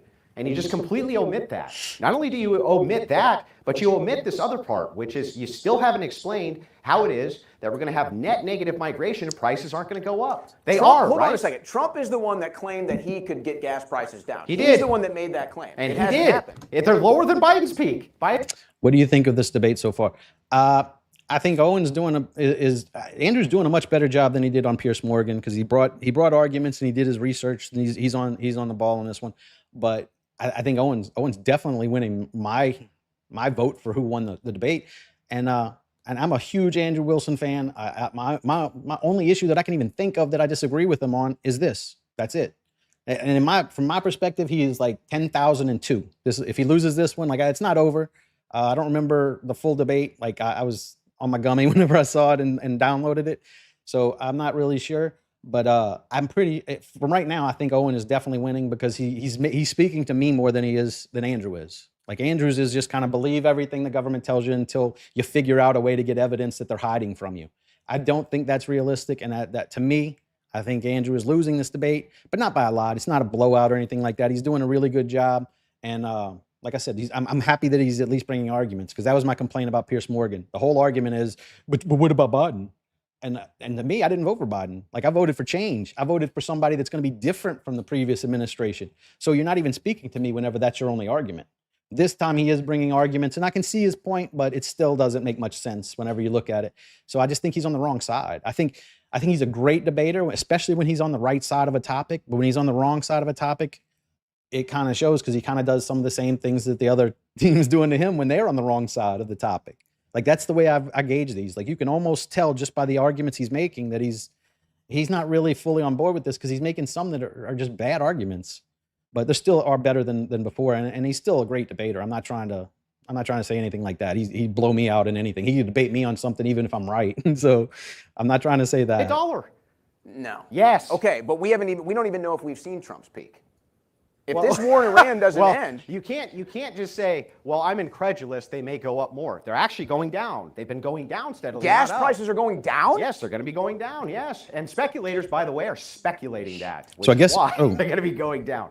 Interestingly enough, So I guess we can just wait and see, because that'll be another point for Owen here if gas prices do in fact not go down, which I don't know if they are. We're still over there, so I don't know. We will see. I got a feeling they're going to go up and stay up for a while. That's just my hunch on this. But that would be another point for Owen if we just go into the gas pumps and see if they're going down. We're talking about oil prices, though, and gas prices. Yes, at Biden's peak, they were $1 more than they are the national average right this second as we're talking. I even made sure this morning before we came in, just to be sure. And yes, that is in fact the case. So it's like you're only comparing Trump to Trump, and even with him blowing the shit out of pedophiles in Iran, like the Ayatollah Khomeini, he still managed to give you $1 cheaper gas than Joe Biden did. No. But you just said it Not where I'm wasn't living. Trump. You just said it was the speculators. Now you're giving credit to Trump. So I don't know what, I'd like a little consistency. Okay, so wait a second. So you're going to blame it on Trump instead of the speculators, but when I say even under those circumstances. This is one of those weird ones too, where I don't know. I know how much I'm paying for gas, and I'm paying about a little bit more than I was paying under Biden. So I unless this is just some weird like national average thing, I don't know, but my gas is definitely high like it was under Biden right now. I'm not going places because gas is so high right now. It's $1 cheaper. That can't be because of Trump. Let's be clear. No. Here's my I metric. want the consistency. No. Here's my metric. Yeah. Trump said on his campaign he would get gas prices down. He did. He hasn't done it. Yes, he has. He's even admitted that we had to take a detour off. I will say I know for sure they're not down right now from where they were whenever he took office. They may be down from like what Biden's top was, or I don't know how they do that to get their talking points, but it's definitely not down from where it was whenever he took over office. It's definitely a little higher than it was when he took office. Of Where I'm America at. First to do this war. He said it's over. It's not a war. He it is has a war. gotten We've won the gas war, but prices still, down. What Gas are you prices have talking gone about? up since we started the war. Yes, gas prices went up when we started the war due to market speculation. So Trump started a war, and now gas prices are higher. That's the fact. but you're only comparing Trump to Trump. And if you're going to compare him to I'm Biden, comparing, gas is still I'm cheaper comparing than the this Democrats. administration to this administration. Exactly. Gas prices have gone up since he started this war. Yes, and if you follow Trump's plan, gas prices are likely going to bottom out because he has control of I over hope. oil there, That's a nice control hope. over oil in Venezuela. That's a nice He has hope. control over all of it. No, Venezuela oil won't be ready for probably months. But we still have control of it. What did I say? In the future, it'll go down. We'll Why? see. But your gas is still high, and we don't have it. Like right now, people are suffering. The argument that, hey, it's going to go down in the future, maybe, depending on how bad we fuck up this war we're in right now, we can't get out of. I The hope that's the speculators case. say the I hope same that's the thing. case, but that's not the case right now. And Americans are struggling financially, and now here we are in another war in the Middle East, and we're sick of it. Are you going to We're blame? sick of it. Are you going to blame market speculators? I'm going to blame Trump for getting us into another war on Israel's behalf. Yes, I am going to blame Trump for that. He did that. So help me out here. Can you tell me all of the downsides of Donald Trump killing pedophiles in the Middle East? Now, Andrew will be the first one to say if this works out and like say we bomb the Iran and everything goes perfectly like Trump tells us it's going already, which it's not. But if that all happens and gas does go down, you still can't take credit for it because it's still speculators, right? That's the thing. You can't say it's not his fault when gas goes high and then also say it's good whenever gas goes down because he did a great job. That's not how that works. If it's high now, it's his fault. If it's low later and it's his bragging talking point, okay, well then it's going to be the same thing. That's the way logic works. First of all, do you know every single person? Were those schoolgirls pedophiles? It's institutionalized in the Iranian Just constitution. no. We're the Wait, it's institutional. So killing those girls make like I get. I don't even understand that argument. Like, so it's good to kill them? Is that the argument? 200 schoolgirls pedophiles. You want to make sure that they're alive so they can get raped? But that aside, I thought you said at the beginning that Arabs aren't intrinsically evil, and you're assuming that all those girls in that school were going to get abused? That's a terrible argument. That is piss poor argument right there, especially if you really believe the things you said earlier. Like, that's bad. no, of course not. But there's going to be deaths inside of a war. Okay, so it is a war. Yeah, I didn't say it wasn't a war. Does he need I'm not going to congressional quibble approval? over the word, even though there's no ground invasion, there's no boots on the ground, there's none of that. I just want to know, how is the global interest served? You're so concerned about pedophiles. He killed one of the most major ones who's ever existed since the late 1970s. Well, he was friends with Epstein. He put was it inside probably of bigger, the but- Constitution of Iran that you can marry 9-year-old girls, dude. And by the way, Khomeini, That's good. Khomeini, So- hang on, almost done. Khomeini was married to a 15-year-old. Perhaps by the lunar cycle could have been 14. His son was married to a 14 or 15-year-old. A lot of his high command were married to children as well. Trump killed all of them. I look at marrying a younger girl or whatever. I don't know how old the Ayatollah Khomeini was. If he was 17 and he married a 15-year-old, okay, like who gives a shit about that? We do that here in America. Like I said, I told you the laws and I showed the graphic on the laws in America.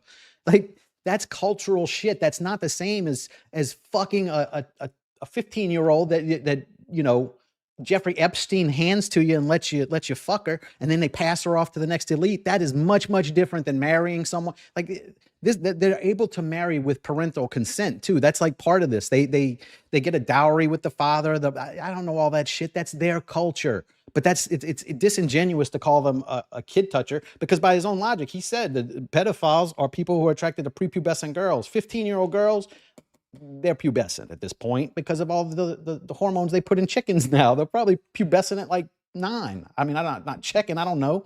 But I know that the hormones are definitely making women develop faster and all that shit. I just don't see it. I don't see it. It's not the same thing. And plus, that's in their culture. They're not marrying American women. They're not flying to America to molest them and then flying back to their country. That's much worse to me, because those are our people and it's our culture and that's the way we live. They can live however they want in their caves. I don't give a fuck. Of them without a single boot on the ground. Great.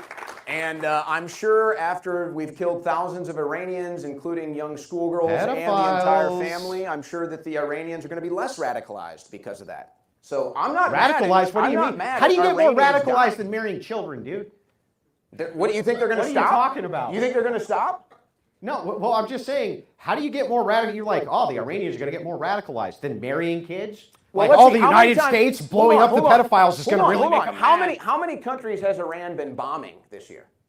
Well, Iran is a state sponsor of terrorism. You agree with that? And is Israel a state sponsor of terrorism? I think that Israel's done many terrorist actions. Is America a state sponsor of terrorism? I don't think that America generally is a state sponsor of terrorism. Okay, no. well, in the Obama administration, it's very well known we were arming moderate rebels. Let me say this. If Iran blew up a school in America that was full of just little girls, we would definitely be saying Iran is a terrorist for that. So why is it whenever we do it, it's not terrorism, and whenever they do it, it is terrorism?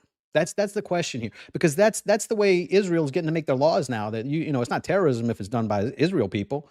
That's the same thinking that Israel has. Like if you're blowing up innocent people, you're kind of a terrorist. So I don't understand how Andrew can make that conflation, that connect that in his mind, that we're not doing that.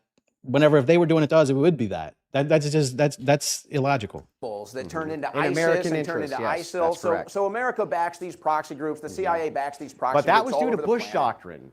Most of And that now was due Trump to- isn't. Now Trump is Bush. Trump had where's the forever war? We're in the Middle East. Not a single boot on the ground. We've been in the Middle East the majority of Trump's administration. Because wars have collateral.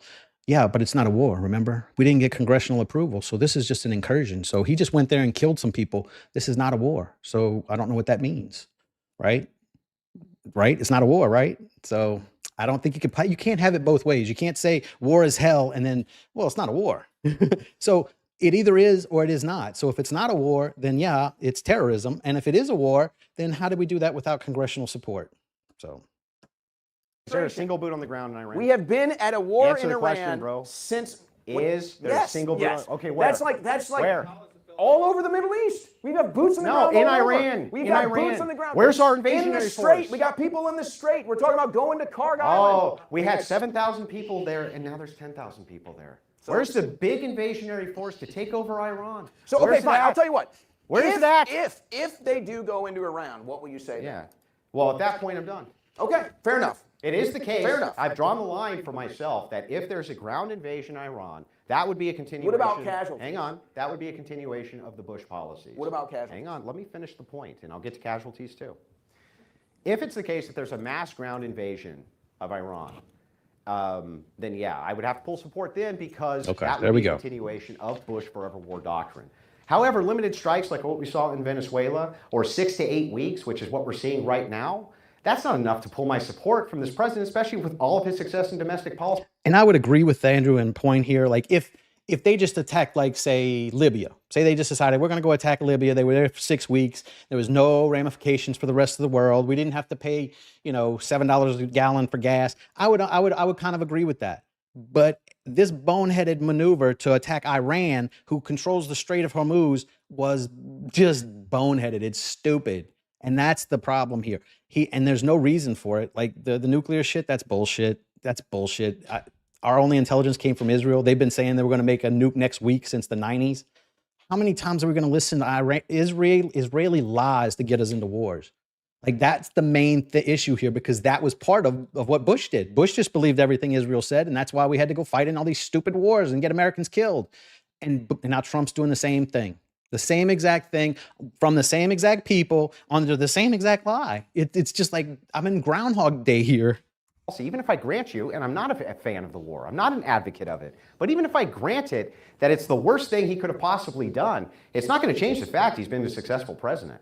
His domestic policies alone in eliminating crime and mass migration and being a net negative, that's what people wanted more than anything. It wasn't just the forever wars, it was the No, uranium. mass migration. That's what Trump always harped on. And he's been after it and after it and after it. And he did deploy the National Guard to protect these various centers in these cities. While ICE was removing these people from the nation, Democrats did everything that they could do to stop them, including court cases, terrorism against them, and everything else in between. So it's like all of those show me that the guy is very successful, even if I grant it to you how bad Iran is. Well, I think that they made a major blunder on the deportations because now they're basically stopping them. They should have gone after the Democrats first. Quite frankly, they should have been arresting Democrats for treason. Alejandro Mayorkas should have been the first arrest. He should have been hauled in front of Congress. And you're a little too late going after the SPLC, in my opinion, which is now being, funny enough, it's actually being directed at the right. They're now using this SPLC thing to claim that anybody that's a dissident on the right is paid for by leftists and needs to be censored. That seems to be the theme with that. But they should have gone after all of these groups right out of the gate, Andrew. They should have gone after all the Catholic charity groups, all the Jewish charity groups, all these groups all along the Rio Grande, all of these groups on the southern border, all the Democrats that brought them in, all the Biden administration that brought them in. All of them should have been hauled to jail. Yeah, and they weren't. Except they have due process, Owen. And what process have they started? So hang on. They haven't even started the process. So how do you know the SPLC? Because there's no results. Tell me, how long were you aware of the SPLC investigation? I think I'll trust Israel over Islam. And see, that's your problem. Why would you trust either one of them? Why are you trusting either one of them? That's the fucking issue. That's the problem with our country right now. I think I'll trust Israel over Islam.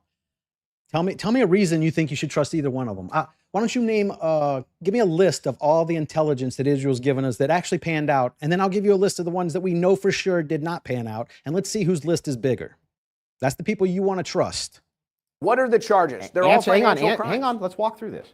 When were you aware of the SPLC investigation? When they released it, right? Yes. Yeah, so when they released it. You're not aware of what the Trump Justice Department is investigating or not investigating. Show me the evidence. He said multiple. You're the one that wants to talk about. There's no evidence of your claim. Lack of evidence, lack of claim. Hang on. He said multiple times that he wants to bring James Comey up on charges. Right? He said multiple times that he wants to go after these people. Those charges got dropped. Instructing his Justice Department to investigate these things, we're finally starting to see the fruit. My evidence is we're finally seeing the fruit. With the SPLC, I'm guaranteeing you that there's going to be other organizations which are indicted for various things like this. This is exactly what it is that you said that you wanted. It's at least a step in the right direction. They've only been charged for financial crimes. They need to be charged for treason. So was Al Capone. They need to be charged for treason. Yeah, Al Capone. Al Capone was not charged for his mob hits or for bootlegging. Wait a second. He's charged with financial crimes. You're not comparing Al Capone to 15 million invasion of this country. It's the case that you go to jail for 15 years. Al Capone is more of an American than Mayorkas. If you go to jail for 15 years for the crime of murder, or to jail for 15 years for the crime of for some type of financial fraud, you can prove the one but not the other. Which one would you go after?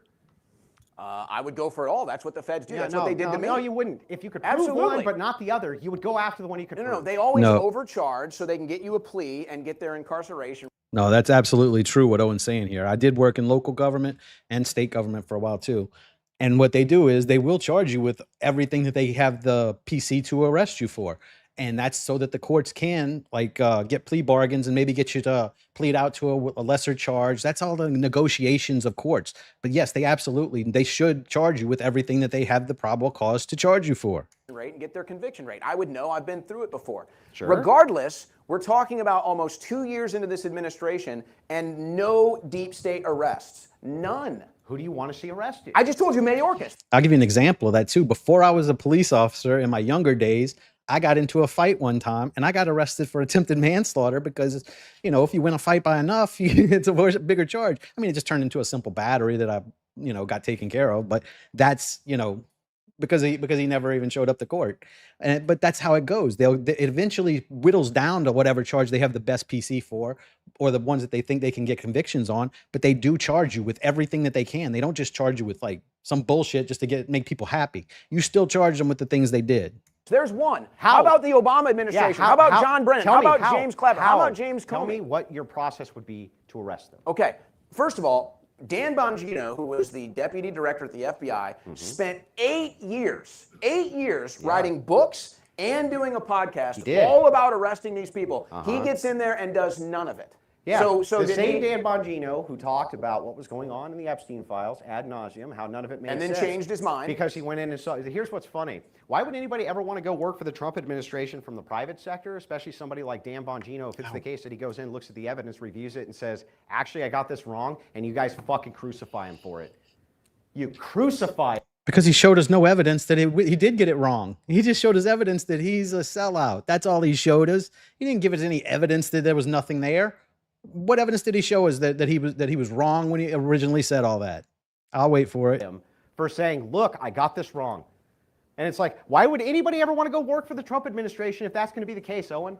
Imagine that. You give us a little peek into what's going on in the Epstein files, and it makes people even more aware and more suspicious, and then you say there's no there there. If anything, our peek at the Epstein files showed us that there is something serious there. Very serious. You've never, look, not only have you never provided any evidence for that, but your other problem is you didn't actually answer my question. What incentivization would like, let's say Trump drafted you to go to his administration to investigate these things. I'm just going to say even Pierce Morgan acknowledges that there is some stuff there that needs to be looked into, and he pretty much needs like a slap in the face before he realizes anything. You don't even know what his wife's doing. And you went in good faith and you did. And you came back and you were like, look, I took a look at all this evidence and I was wrong about this. And then all of your friends and cohorts and everybody else who was cheering you on fucking crucified you for it. You know what, Andrew? It's funny that you say that because that's literally happening to me right now. From who? That's literally happening to me. From this new MAGA right cult. Who? I already did this. I already put my time in. Yeah, I but was who's arrested. crucifying Hold on you a second. for it? Hold on a second. Yeah. Hold on a second. For four different times I was arrested for supporting Trump, okay?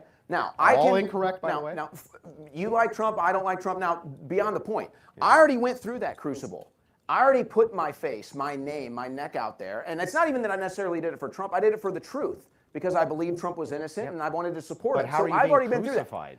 I have MAGA people putting me on lists. I have What MAGA lists? people doxing me. I have MAGA people sending people to my house. I have Laura Loomer in my box all day telling me she's telling Trump to That's- keep. Owen's not alone in this either. There are a lot of people that supported Trump who are on the outs with him right now, which is another sign you're not being successful. If all the people who supported you in the media or social media, I guess you'd call it, I don't know what you call YouTube, but they're all turning on you. Yeah, that's a real big sign that, yeah, you're not. You can go look at polls. You can just look at the polls and see. Go find a poll. This could be all determined just by reading a poll. Hang Post on. negatively That about was me. typified- Trump posted something about me. He told me to shut the fuck up. So I got arrested 4 times for this guy, spent months in prison for this guy, did everything for this guy, censored, lawsuit, everything, lost all my social media, kept supporting him. And then what is the one recognition I get from him? Fuck you, shut up. I don't even care. I did it because it's the truth. And now the truth is, this administration has turned against us. MAGA has now been weaponized against us. And Trump is now the very globalist that we were supposed to get out of the White This is House. ironically hilarious. He was just talking about the people attacking him. He didn't call all of MAGA that. He said the people attacking him. So the first thing that you claim, you say, hey, look, I was crucified for my support of Donald Trump by Democrats. Do you agree it's by Democrats? Well, actually, first it was by Republicans because we were going up against. Never Trumpers. Yeah. Like you are right now. No, I'm not a So never Trumper. anyway, I voted for him 3 times. What happened is, well, Yeah, never Trumper means never. Not did it a bunch of times, and now I'm not no more. He ain't even running no more, so you can't be a never Trumper anymore. and now you're like, oh, he's the worst. Now you're just in his you're just on his buddy list. You're on his friends list if you were a never Trumper. Like everyone that supports him now is a never Trumper from before. Ben Shapiro, Levin, what's his name? Josh Hammer, All these people hated Trump, and now they love him because he's attacking Israel, and they love Israel. Worst thing That's ever. your party. That's No, the I'm people saying you he's are talking with about now. he's failed. This administration he hasn't failed. And when you're talking about this, Democrats were the ones who persecuted you. Democrats were the ones who threw you in jail. They were the ones who didn't want to give you a fair trial. Me and my wife, we advocated for the release of J6ers everywhere that we possibly could, yourself included. And I will give Trump Okay. that. That is the biggest victory. Yeah, I will never huge regret victory. voting for Trump because he did that. Yeah, Never. huge victory, okay? But not only that, let's dive into this a little bit deeper. When you're talking about your supposed crucifixion now by the right, Trump hasn't shut down your channels. He hasn't done any of that. Under Biden, that was a sure thing Well, to let's have not happened. be so sure that's not going to happen soon. You say gonna, has Gabriela Saldana's in jail.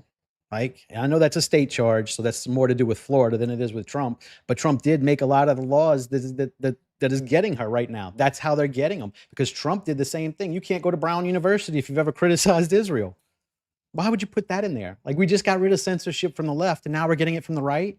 What? How does that make sense? If we're against, like, if we're all for free speech, how is that not in effect now? Whenever you can't criticize Israel and go to college, you can't get a government contract if you've criticized Israel. These are laws that put on by Trump. So that's the problem. hasn't though. Okay, under Biden it was. Isn't that the whole point? Is Under- none of this stuff has happened under Trump, and you're Biden- saying, oh, but it could. Hang It's on, like, under that's the point. Biden, no, it's not. Under Biden, it would have for sure. He was working with Facebook and these other groups. But it didn't, right? So that's not even an argument. That's something in a debate where Andrew was debating someone else. He's like, prove that. That's what he would say. Prove that. So I'm saying to Andrew, because I learned from Andrew, prove that. In order to shut down people who had podcasts. You have a voice right now. That's true. The President of the United States might have told you to shut the fuck up, but he still gave you a platform. Tell him to shut. You'll notice how he needs evidence whenever he says some things, and some things he doesn't. And that's the issue here. Yeah, he just knows what Biden was going to do. And we just have to accept that as a valid point in the debate. But if you say, yeah, the Epstein files had a lot of kid touchers in it, you're like, no, I need evidence for that. Come on, man. Come on. Shut his fucking mouth. That's the distinction. No, Trump did not. That's the First Amendment. That is the First Amendment. It was given to us by the Well, founding Biden fathers. didn't give a fuck about the First Amendment. And because neither he was does working Trump. with the tech And companies neither to does shut you Trump. down. Yeah, neither does doesn't care Trump. either. Trump, they'll censor Right. Good argument. So Trump is as bad as Biden. Good point. us under Trump. They already Biden did. sucked. We did Where? nothing. Where? What are you talking? When did I get censored? What year? No, the Trump administration. I was censored under Trump 1. I was censored from Show me. 2018 What to policy 2022. of Trump's administration censored you? What? What did he do for it? What did he do to end the That's censorship? different. That's you got to make a distinction. No. here. You're the one If making it's the claims that case- Trump did something Yes, for me. he did. I'm not asking Trump to do anything did. for me. I'm saying that He we had instructed his censorship under Department Trump. of Justice to stop putting pressure on Facebook and these other groups for censorship. He promised he But would that do is that. happening. That's why did he do just it. that's why he just brokered the deal to give the Ellisons everything so that they can censor the internet in favor of this war and foreign policy that's unpopular. Where's that happening? Right now, it just Where? happened with TikTok. It just happened with Paramount. No, TikTok, they talk about the war constantly. Ellison I know. and I'm on Oracle- TikTok arguing with them constantly. Ellis,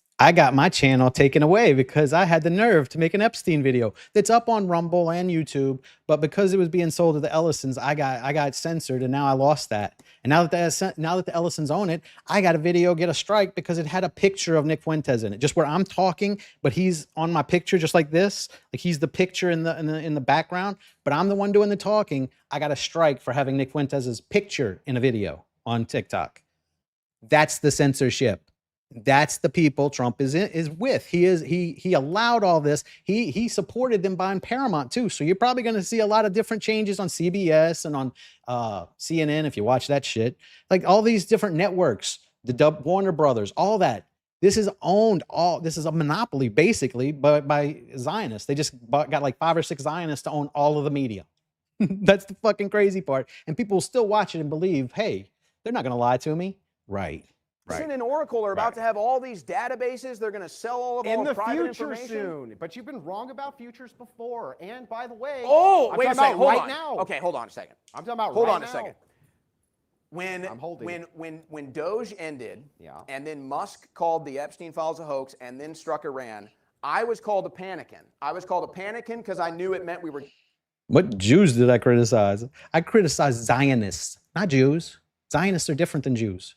Most of the Zionists I argue with are Christian Zionists. I don't hate the Jews. I love Dave Smith. I love all my comedians. I believe American Jews who aren't determined to fucking have our country be ran by Israel are great. I have no issues with them. I dislike anyone who's a Zionist, whether they're Jewish or not. That's my concern. getting into a war with Iran and a regime change war with Iran. I was called a panican. I was called a panican because if he did this, the MAGA coalition would be destroyed. And I was called a panican because I said if he does this, we're going to lose the midterms. also made And now some- all three things of those have happened. Except every you were single also wrong one. about Venezuela. What was I wrong about Venezuela? In Venezuela, you said that there's a good chance there that we're going to be bogged down on a war. Never said that. You did too. No, I you did said not. it on your show. Yes, you No, did. I did not. Those damn small hats controlling the media, lol. Rupert Murdoch's not Jewish. So is he what? He is a Zionist though, right? So if they're not all Jewish and I'm criticizing them all, how does that mean I hate Jews? Like I have no issues with Jews. I can't say that loud enough. Like I've tried to have sex with a few Jewish girls when I was still trying to date. I don't have issues like that. I have issues with people who think this way, not who were born that way. I don't care how you were born.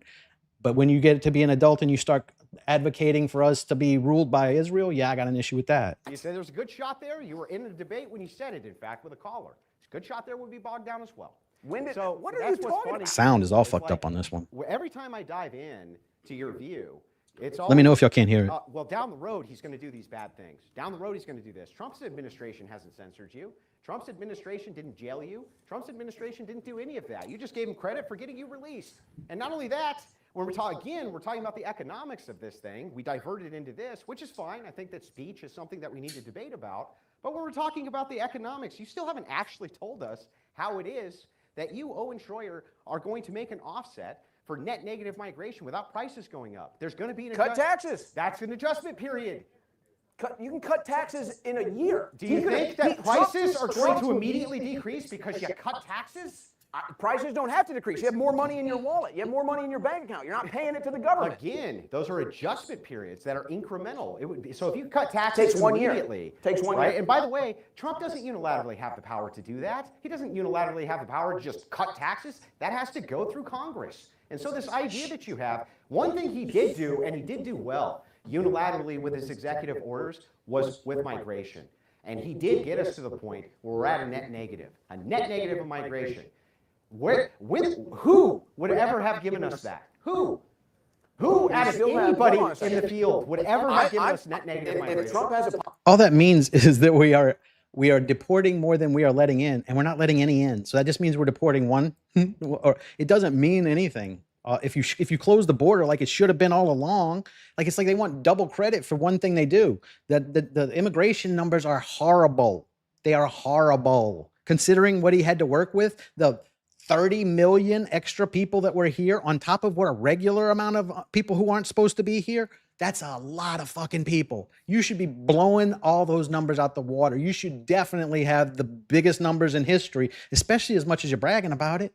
Like how do you brag about it and then have less than Obama, who was trying to get them to come here? That's the silly part. positive. It's definitely on the migration issue, but it's not perfect. He's still giving Chinese students, he's still letting Chinese students into these universities to save their ass. He's still letting the At a 50% H-1Bs decrease of the H-1Bs, but the Cato Institute recently said, in fact, cut down 136,000, 50% of the H-1Bs eliminated under Trump's policy. So yeah, it's true. Chinese immigrants can still come in and study under H-1B visas. 50% less of them. That's correct. So don't you think that there should be an adjustment period, just like you said with taxes? Shouldn't there be an adjustment period for hiring Americans? Because what happened was the farmers, agriculture, all these big businesses said, Trump, we have to have this cheap migrant labor. That's correct, yes. And so he caved and he let the donors get what they want. That's what Trump does. That's what's This is funny. a donor class administration. In this case, not only did he not cave, but the opposite happened. What are you talking about? He's doing mass deportations? No. He gave subsidies. And yes, there has been big time deportations, but it's border crossings. I know for a fact that I heard Trump himself say that we're gonna give the break to the people who work in hotels and on farms. I heard those words out of his mouth. And now we're seeing the numbers aren't really where they should be. And that's why, because the people got in his ear and his business got in his ear. And now we're not doing what he promised on the campaign tours. He was getting rid of all the illegals, and there are still a lot of illegals here. So you can't call that a victory. That's going to go in Owen's corner. He didn't do another campaign promise. It's just new ones even coming in versus self-deporting is an amazing feature at a net negative. Same with immigration internationally, which means legal immigration. So yeah, he did deal with them with subsidies. That was designed to keep the prices down. But again, if we follow your policy, which would be mine, you want them all out, right? I want all Mexicans who are working illegally out of here. I would say you can't, there's too many, but I would say you have to do at least. There's not too many. You can get rid of all of them. Came in under Biden. Well, you want to get rid of, I want them all gone. I want all the illegal immigrants gone, don't you? See, there's a point for Andrew. I agree with that. I just don't agree with his way of thinking we're going to get it. Yeah, I would say so. Okay, great. So if we get all the illegal immigrants out of California. But Trump's not doing that. Hang on. If we get all the illegal immigrants out of California tomorrow, right? What happens to the price of produce? Does it go up or Well, we down? need an adjustment time, Andrew. Hey, that's my whole point. We would need an adjustment time. So we Owen. both agree that mass deportations is a failure of the administration. What you're dealing with right now is an adjustment time. How is net negative migration? Produce prices should stay about the same because you are gonna have a lot more cost with them to get the product, but then you're also gonna have a lot less competition for it. If there are a lot less people trying to buy those products, they're gonna cost a lot less. That's how supply and demand works, right? So it should about equal out. Like, yeah, it would go up normally, but because there's less competition too, all those people, there's going to be plenty of food there. They just don't have to make as much. So it should about equal out or maybe even be better because of supply and demand should say that whenever there's a lot of a product and not a lot of people there to consume it, that the price should go down. That's the principle behind it. A failure. We're not getting mass deportations. That's You what we're don't talking have about. to massively deport people who aren't coming in, dude. You don't have to. They're already here. Yes, and by the way, he's going after the criminal elements of those people first, which he's been doing. There's a net negative of them crossing into the border. If you had said day one with any Republican administration, we'd have only 1,000 border crossings a day versus 46,000 border crossings a day, you'd say it's the biggest fucking success anybody had ever seen. How about this? Somehow with Trump, though, Trump gets exactly that done day one, and Owen goes, well, what have you done for me lately? What is the number? What is the number that you would be happy with of deportations for Trump's 4 years? Overall number? Yeah.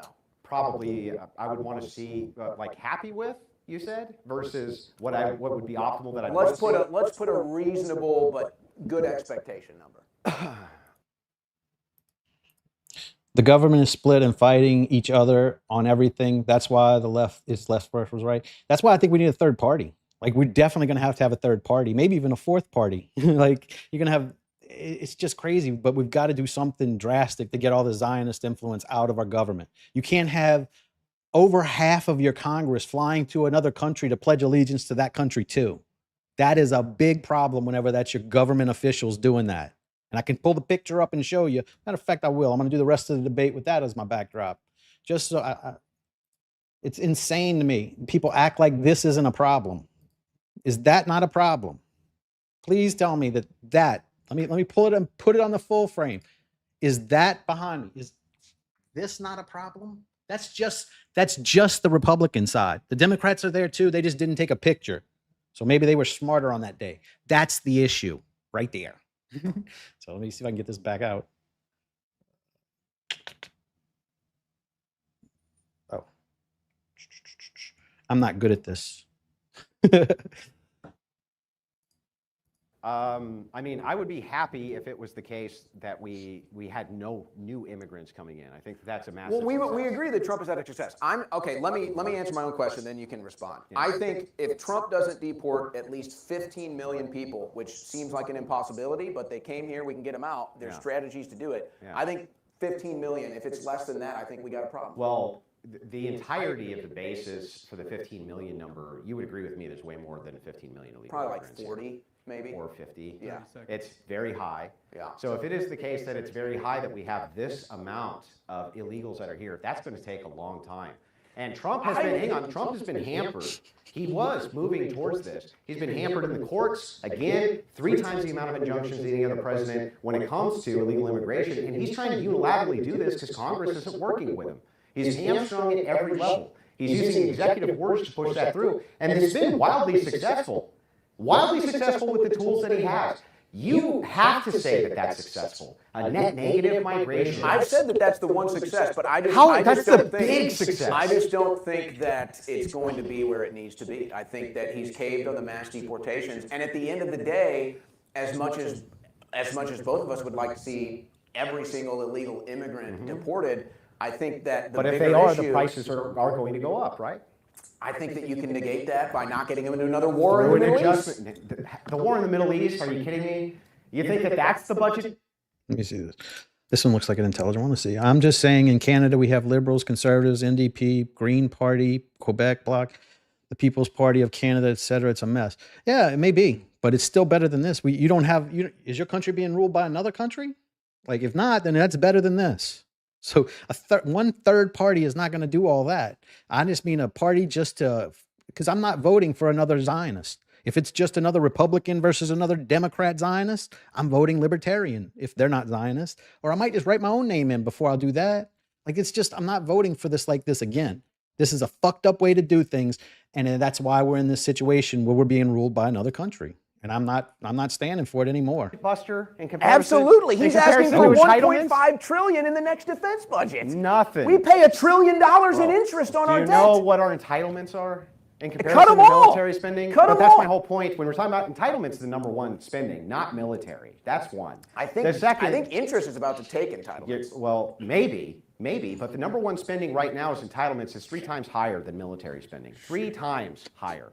Most of those entitlements are coming in because of illegal immigration and mass migration. You know this. I've heard you say it yourself. I have a zero tolerance for any welfare. Yeah, I've heard you say it yourself. So if that's the case, you're not going to be able to do this without a transitory period where prices go up. It's been a when you year. see all It's of these been over a jobs, year. first of all, real wage growth have gone up 1.3% because the jobs are finally going to The Americans. economy's bad. You can throw numbers every day. The economy is bad. More Americans are living paycheck to paycheck. Are real More wages Americans up are or in down? debt.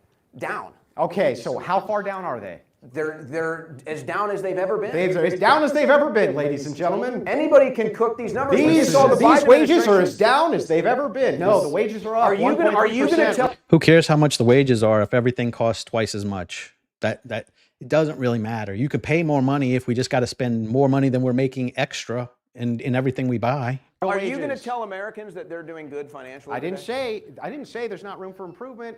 We're talking about whether or not Trump is successful. I think that Americans would be doing worse if real wages were at net negative like they were under Biden. Yes, and that real wages have gone up 1.3%. It's a major thing. And cost of living has gone up 2.3%. I read this the best I can. That's the way y'all system set it up. Who says we're going to set it up the same way that Canada did? Like there are different ways to run governments. Just because you don't like the way Canada set it up, maybe we'll set it up in a better way. I'm hoping we get some smart people, like somebody who graduated from MIT in charge of the presidency after this next term, meaning Massey. And I'm hoping that he can figure something out to set it up. But we're definitely going to probably need a third party eventually. And guess what? That'll go down when you get rid of mass migration and immigrants. The conclusion of the open dialogue. Gentlemen, thank you very much. That was a riveting open discussion. All right, I got more time. If y'all want to stick it out, I'll do the Q&As too. Just let me know in the comments if y'all want me to stick it out or you want me to cut it here because we've got almost 2 hours already. I think we take questions. Yeah, I know. By the way, I do like that they shake hands and they're friendly after, and it's not all contentious like on whatever where, some trollop gets up and runs out. This is much better. I do like that. And I do want to say that we disagree here sometimes with the comments and stuff, but I do appreciate y'all's input. And I do like having these conversations with y'all because it does help me see things from a different way and think about things different. And I'm hoping that my commentary helps y'all see things a little bit different too and just understand other people's perspectives. But there's no hard feelings here in all this. Some people, when they come in and start insulting and stuff, yeah, we'll get a little bit contentious, but I like having these discussions because I knew most of my fans are Andrew Wilson fans because I was a huge fan of his. Like I said, this is the only topic I disagree with him on. I still think we're going to have to all side together and go against feminists too and the fat acceptance movement. That's the other big cause I have. I hate that because that's affecting my dating life. that's how a gentleman debates. So, Now, are you looking for something truly worth your time this summer? DebateCon 8 is bringing 2 full days of high-level, no-holds-barred debates to Dallas, featuring 8 total matchups with some of the sharpest minds online. Headlining the event, Andrew Wilson versus Dinesh D'Souza and Rachel Wilson versus Not So Erudite. I'm getting both of those. Watered down panel talk. This is real debate, real disagreement, and real intellectual firepower. Check out the link in the description box below to grab your tickets for DebateCon 8 right now. I'm really curious what D'Souza and him's going to debate, though, because they're both kind of on the Trump bandwagon right now, and they're both conservatives, and they're both maybe feminism. That's the only thing I could see, maybe. But I am curious about that one. But Dinesh got blown out by Myron Gaines the other day. I had to record that one because they did it on Myron's. I have issues with live streaming his stuff, but I did have it recorded. And the next day I need a day off. I'm going to throw up the Myron Gaines one. Oh, with that, Pay the bills, guys. Come on, support the sponsors. Come on now. with that, thank you very much, folks. We are going to start the Q&A. If you can come down this aisle, this is where we will have your questions. This is rigged. Rachel. This is rigged right here. 100%. How does she get first question? 100% it's rigged. Check the ID. She was And in the folks, front row. I have to remind you, We're the borders of this place. for the Q&A, it's absolutely essential. We want to press you to get to your question as fast as possible, and no double questions. No, I've got to. With that, I'm also even going to hold the microphone just to be sure. With that, thank you very much, Rachel. Okay, so since this is going to be disingenuously framed as Andrew loves Epstein now, I just want to say many of you were very happy about a lot of Owen's points on Epstein, and I am too, and Andrew did make clear we don't think he's good. We don't think pedophilia is good. Given that, since there are 30 to 40,000 girls 15 and under each year getting married in Iran, and there are 2.3 million girls and women living in Iran right now who were married before they turned 15. And this was not the case before this regime took over. There were 18 and up marriage laws prior to 1979. If we can get rid of this regime and the regime change eliminates this child marriage in the millions, would that be worth it to you, all of you who are upset about the Epstein files? Would that be something that you would support? Well, I'd have to know what the worth it payoff is. No, I'm inclined to say. I'm saying no, absolutely not. Because like I said, you could get married at 15 in Oklahoma or 16. So we're going to support a war against people because they have a different culture that has a different date that you can get married. And who says that those women don't even want to get married that way? I'm sure there are dowries involved and you have to go to the families and sort it all out. It's not like they're just grabbing a woman off the street and marrying her. If they were doing that, it's a little different, but I don't see that. I don't think that's how it's going. I don't think they're making these women get married. I think it's like an agreement. And who says that the guys are really even adults? Maybe that child number is so high because a bunch of 15-year-olds are marrying other 15-year-olds. That's not really a child. Is that an issue? I think my grandparents got married not too far from that age. We can't cast stones on shit like that. That's a lot different than flying a teenager out to fuck a senator or a fucking prince. That's quite a bit different. I see that as worse. And plus, those are our people that's happening to, not some people live in a cave and ride goats to school. I don't fucking care about their culture. I care about Americans taken advantage of. That's a bigger concern for me than anything going on in Iraq, Iran, or even Israel, really. If Israel wants to have those laws, they have, I don't know what their marriage laws are, but they definitely have a lot of kid touchers that live there now. So whatever. No, too. I'm inclined. I'm not saying we should bomb Israel because they have kid touchers. I was thinking if they killed Kennedy and they had something to do with 9/11 and we find out all this, yeah, we could say bomb Israel. And at that point, stealing our nuclear secrets, there's quite a bit of things we can look into and see if they had any involvement. And until we know for sure, because the government will cover that up. The next president after Kennedy was most likely in on whatever happened to him. So I just definitely think these things need to be looked into a lot closer. That's all. I'm to say no, too, because Iran is not my country. We've been in the Middle East for decades, for my entire life. So we only care about pedophilia when it's here. We don't care. How is that pedophilia? A 15-year-old marrying another 16-year-old. How is that pedophilia? Neither one of them are prepubescent, and they may both be wanting to get married. Are you saying that they can't marry each other? They're both in love and they can't get married? We don't know this. This is just a statistic that they get married younger there. Yeah, they're not fucking as civilized as we are. When we weren't civilized, we were getting married a lot younger.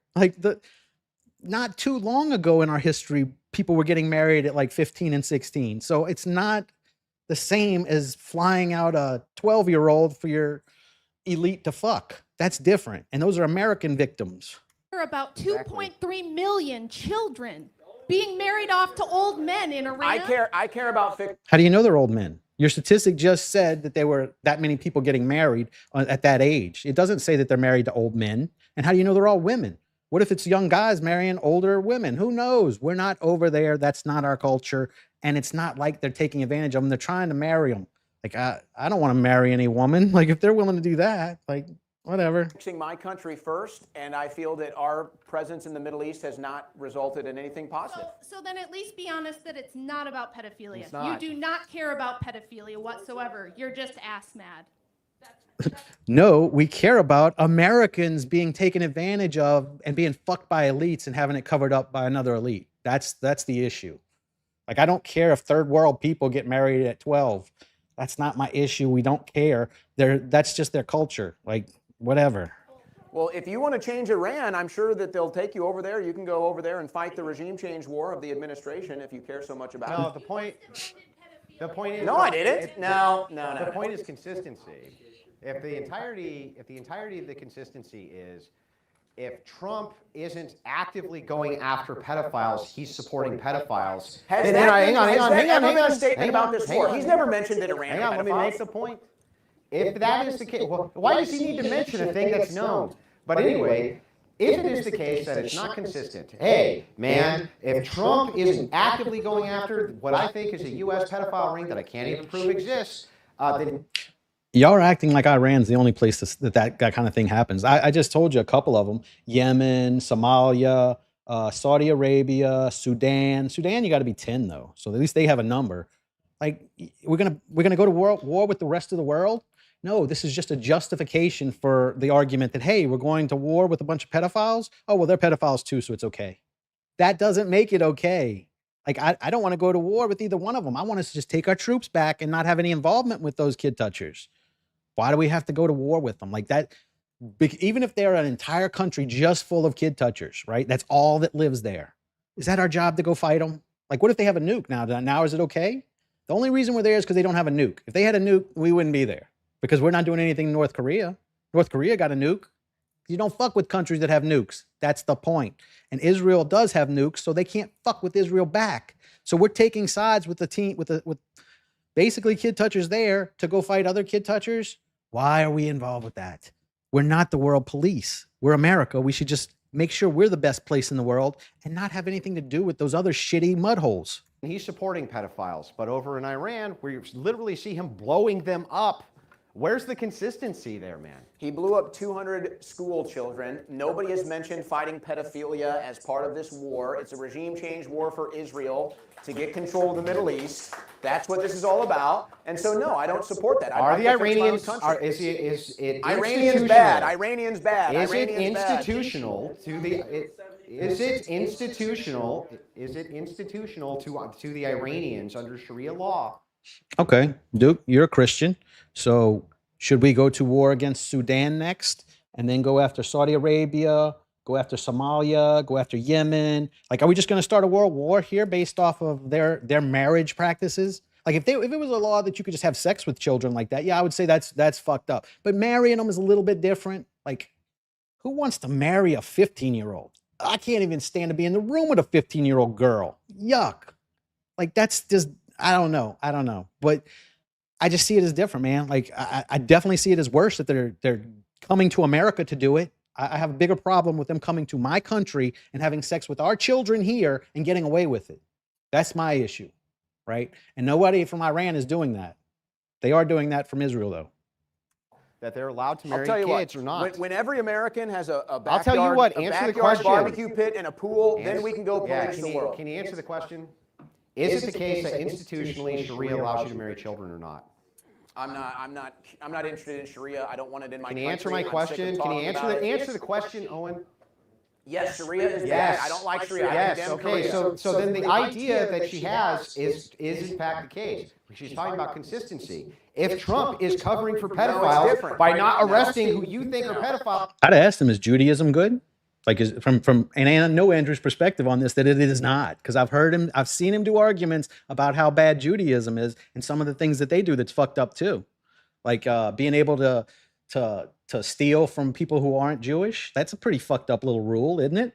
Like having two sets of laws where like you can be a criminal if you do it if you're not Jewish, and if you are Jewish, it's not a crime. It's just patriotism.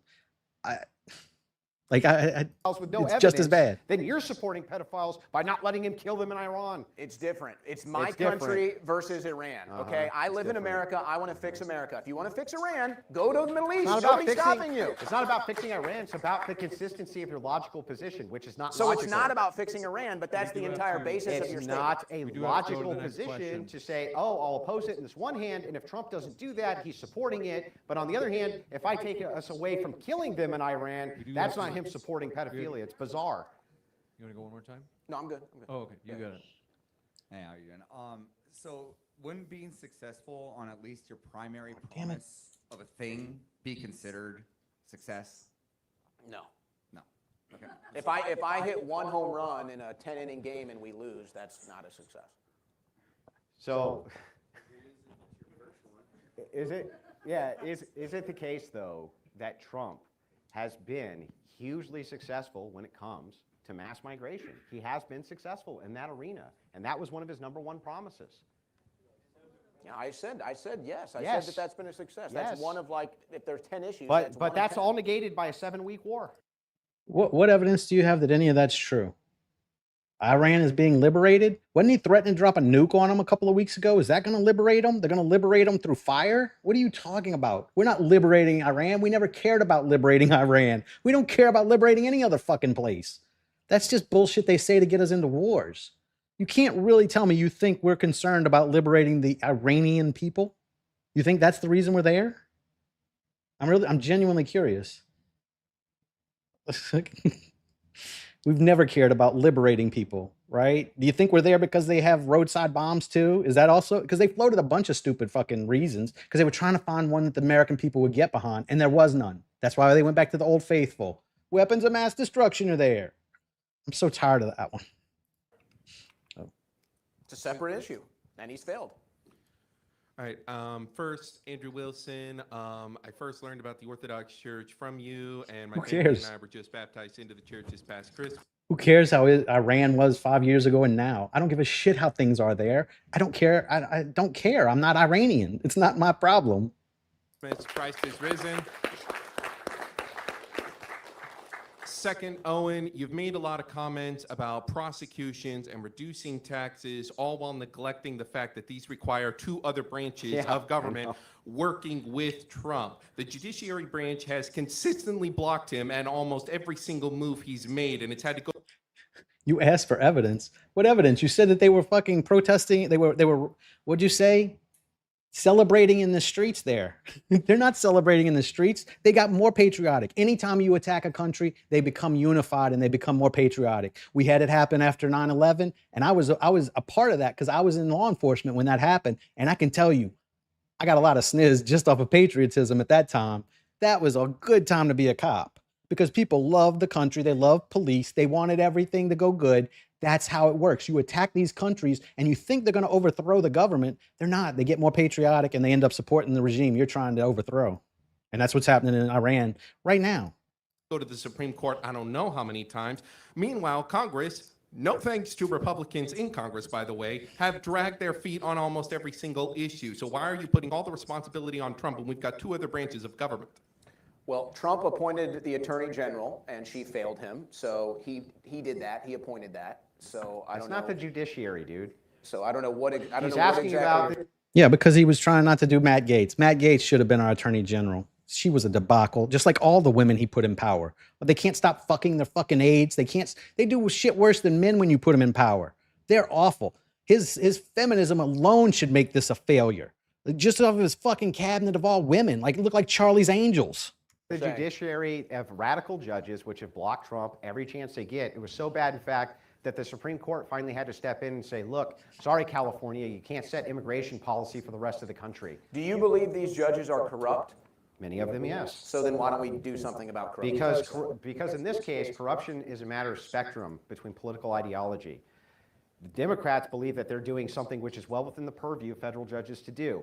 And it was within their purview to do until that was recently constitutionally lifted by the Supreme Court, who said federal judges in California can't anymore say, hey, Texas, this is going to be the new standard for immigration law. They were blocking Texas immigration law in radical courts in California, dude. He's been hamstrung at every level by the judiciary. 100% that's true. The Supreme Court, which he appointed, he's had massive victories there. Well, not according to him recently. But I just find it amazing that That's the true. Biden administration can make thousands of prosecutions and arrests within months, but this administration can't do anything about Epstein clients or about the deep state. Thousands of arrests of who? Myself and January 6th. Yeah, so they were able to utilize the power of the media to paint all of you guys as being violent extremist insurrectionists in order to get the public on their side. In this particular case, not only Democrats, but on your side, people have weaponized the media instead to paint Trump out as though he's part of some pedophilic satanic elite, thus getting the one thing he always had in his teeth was the media. And you guys have done everything you can to take that away through this obfuscation of Epstein and the Epstein files. When we have way bigger fish to fry in domestic policy. I don't even watch the media, and I see it. Like this is not really the case here. The media has very little to do with this, other than brainwashing the fucking uninformed masses. That's all they're there for, is to just brainwash the masses to where there's a left versus right for everybody to talk about. And oh, I hate the Democrats, I hate the Republicans. That's what the media is there for. They're not there to give you any real information. Like no one's talking about Gabriela Saldana. Not one. I haven't seen it on any network shit. I don't watch a lot, but when I do check, there's never anything there. It's just ignored because that's the way they want to go. They want to be able to control you with laws like that, where you can't criticize a foreign government. That's insane. See for sure, and you still don't even have any evidence of any of those claims, which is wild. This is for Owen. So if Trump could only do one thing that would make you change your mind, would you rather him act more on the E-files or where we're currently at with Iran? Which one is a bigger issue for you? I would say probably bring the troops home, generally speaking. Bring them all home. And For me, the Epstein files, and for the world, the war, of course, because that's more important to the whole world. But to me personally, I want the Epstein files looked into by an independent source that can fucking have no ties to anybody in power and have it done professionally, because you're not going to get that with an FBI that has to answer to an elite or a politician of any form. I think you win the midterms if you do that. I think you save face with everything.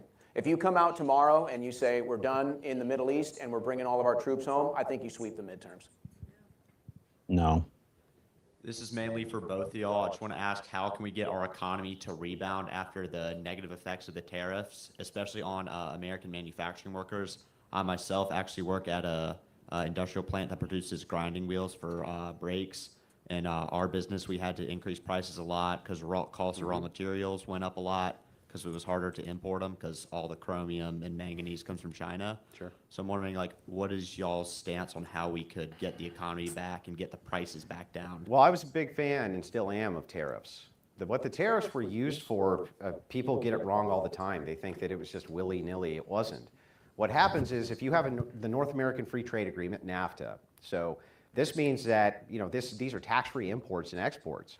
So if Canada imports a bunch of stuff from China, who we have a 25% tariff on, and then just labels it Canada, don't they avoid any of our tariffs, the Chinese? Yes. So what that is it's closing back doors by putting tariffs on westernized nations. And there's no possible way, by the way, for you to raise revenue in the United States. You only have two ways to do it: taxes or tariffs. So Harris's idea was that she was going to get rid of the corporate tax breaks, and that was going to drastically increase prices because it has to. Trump's idea was that he was going to fight a tariff war with potential future enemies and people who are adversaries with us on the global stage now. You'd pick your poison. Which one would you want to see? Yeah, I'm a little concerned. I think Andrew and I would probably agree with most these issues. I'm a little concerned about that you talk about your company specifically is so reliant on China. You know, this is something, whether it's Trump or the next president or Biden, all of our presidents have been put into a deep ditch because our Congress has sold us out to mostly West Asia, China. That's why everything is made over there. So now we're basically reliant. These minerals you're talking about, rare earth minerals, we're basically reliant. Pharmaceuticals, we're extremely reliant. And that's because Congress for the last 20, 30 years has completely sold us out. Through bribes and kickbacks, by the way. And so we're screwed on that deal. I would say I support tariffs too. I would agree with Andrew that I support tariffs. the problem that the president has, and he did get screwed, I think, by the Supreme Court on this deal. He did. But the problem that you have is we have so many corporate taxes, we have so many regulations. It's like you're already so deep in the hole. You talk about your company. What I'd like for President Trump to do, since the tariffs look like they're not going to work now, I'd like to see him get corporate tax rates as low as possible. I'd like to see him. Remember when he came in the first administration, he had that big display and he cut the red tape and it was getting rid of all this regulation. I think that that's the best plan right now. I think we each have to get rid of as much regulation as possible, get rid of the corporate tax rates as much as possible. And that is one that you can mostly blame on the Democrats, but the Republicans went along for the ride. Well, Trump extended his tax cuts and is going to continue to the extension of tax cuts. Not only that, he does want to get them lower. When he's talking about regulation, especially as we dive into this, you have to remember a couple things. The first thing is that he did get screwed on the tariffs, okay? The best thing on planet Earth would have been for him to continue to raise revenue through tariffs. That way you can lower taxes. But how are you going to raise revenue, man? How are you going to raise revenue without tax increases or tariffs? You can't do it. Can I make a suggestion, actually? What I'd like to see is I'd like a policy that if you're going to come here and work, whatever money you're going to send overseas, we're going to tax that at least 50%. Yeah, remittances. Honestly, I'd tax it at 80%. But remittances will do hardly anything. That's the problem. But even you know if what? you tax But those it remittances. might not change much financially, Andrew, but people will stop doing it. They'll either stop coming here or they're going to stop sending the money home because we're just going to keep it. People would still work in the United States. Illegal immigrants would still come in here even if you had a 10% tax on remittances because it's still way more money than they're going to be making. Then I'd go in 80%. donations. Yeah, but you're never going to get 80% through. And that's not the thing Trump can unilaterally do. Again, you'd have to have both houses. In this case, at least Congress would have to act on that. So I love the idea. We had Congress for a minute. We had Congress for a minute. Now. Yeah. But could you say that just the money being made due to the large... All right, I'm gonna cut this here. This looks like the fireworks have all subsided, and I remember the end. It was kind of like kumbaya. They started getting along again and kind of just being friendly. But I'm gonna be editing until about 2 in the morning anyway, because it looks like we'd be here about 3.5 hours to finish this. So I'm gonna cut it here, and I will be back on Wednesday. No, sorry, it is Wednesday. I'll be back on Friday, unless you see that Myron Gaines episode I told you about, because I do have something I have to go do in the morning, so it might be a little later in the evening. So look for me Friday, so probably around 12 or 1 in the evening. I hate doing it at a different time, but I am trying to find different pools to get subscribers from. So it'd probably do me good to do one a little later in the day, maybe even later. I might go a little later. I'll let y'all know on X if it's going to be later. But let's end this. Just the one. Here we go. And I'm going to let my dog show you out. Oh, he's asleep. Peace. I'll see y'all Friday. Oh, wait, let me do this first. Here you go. Pretty. See y'all Friday.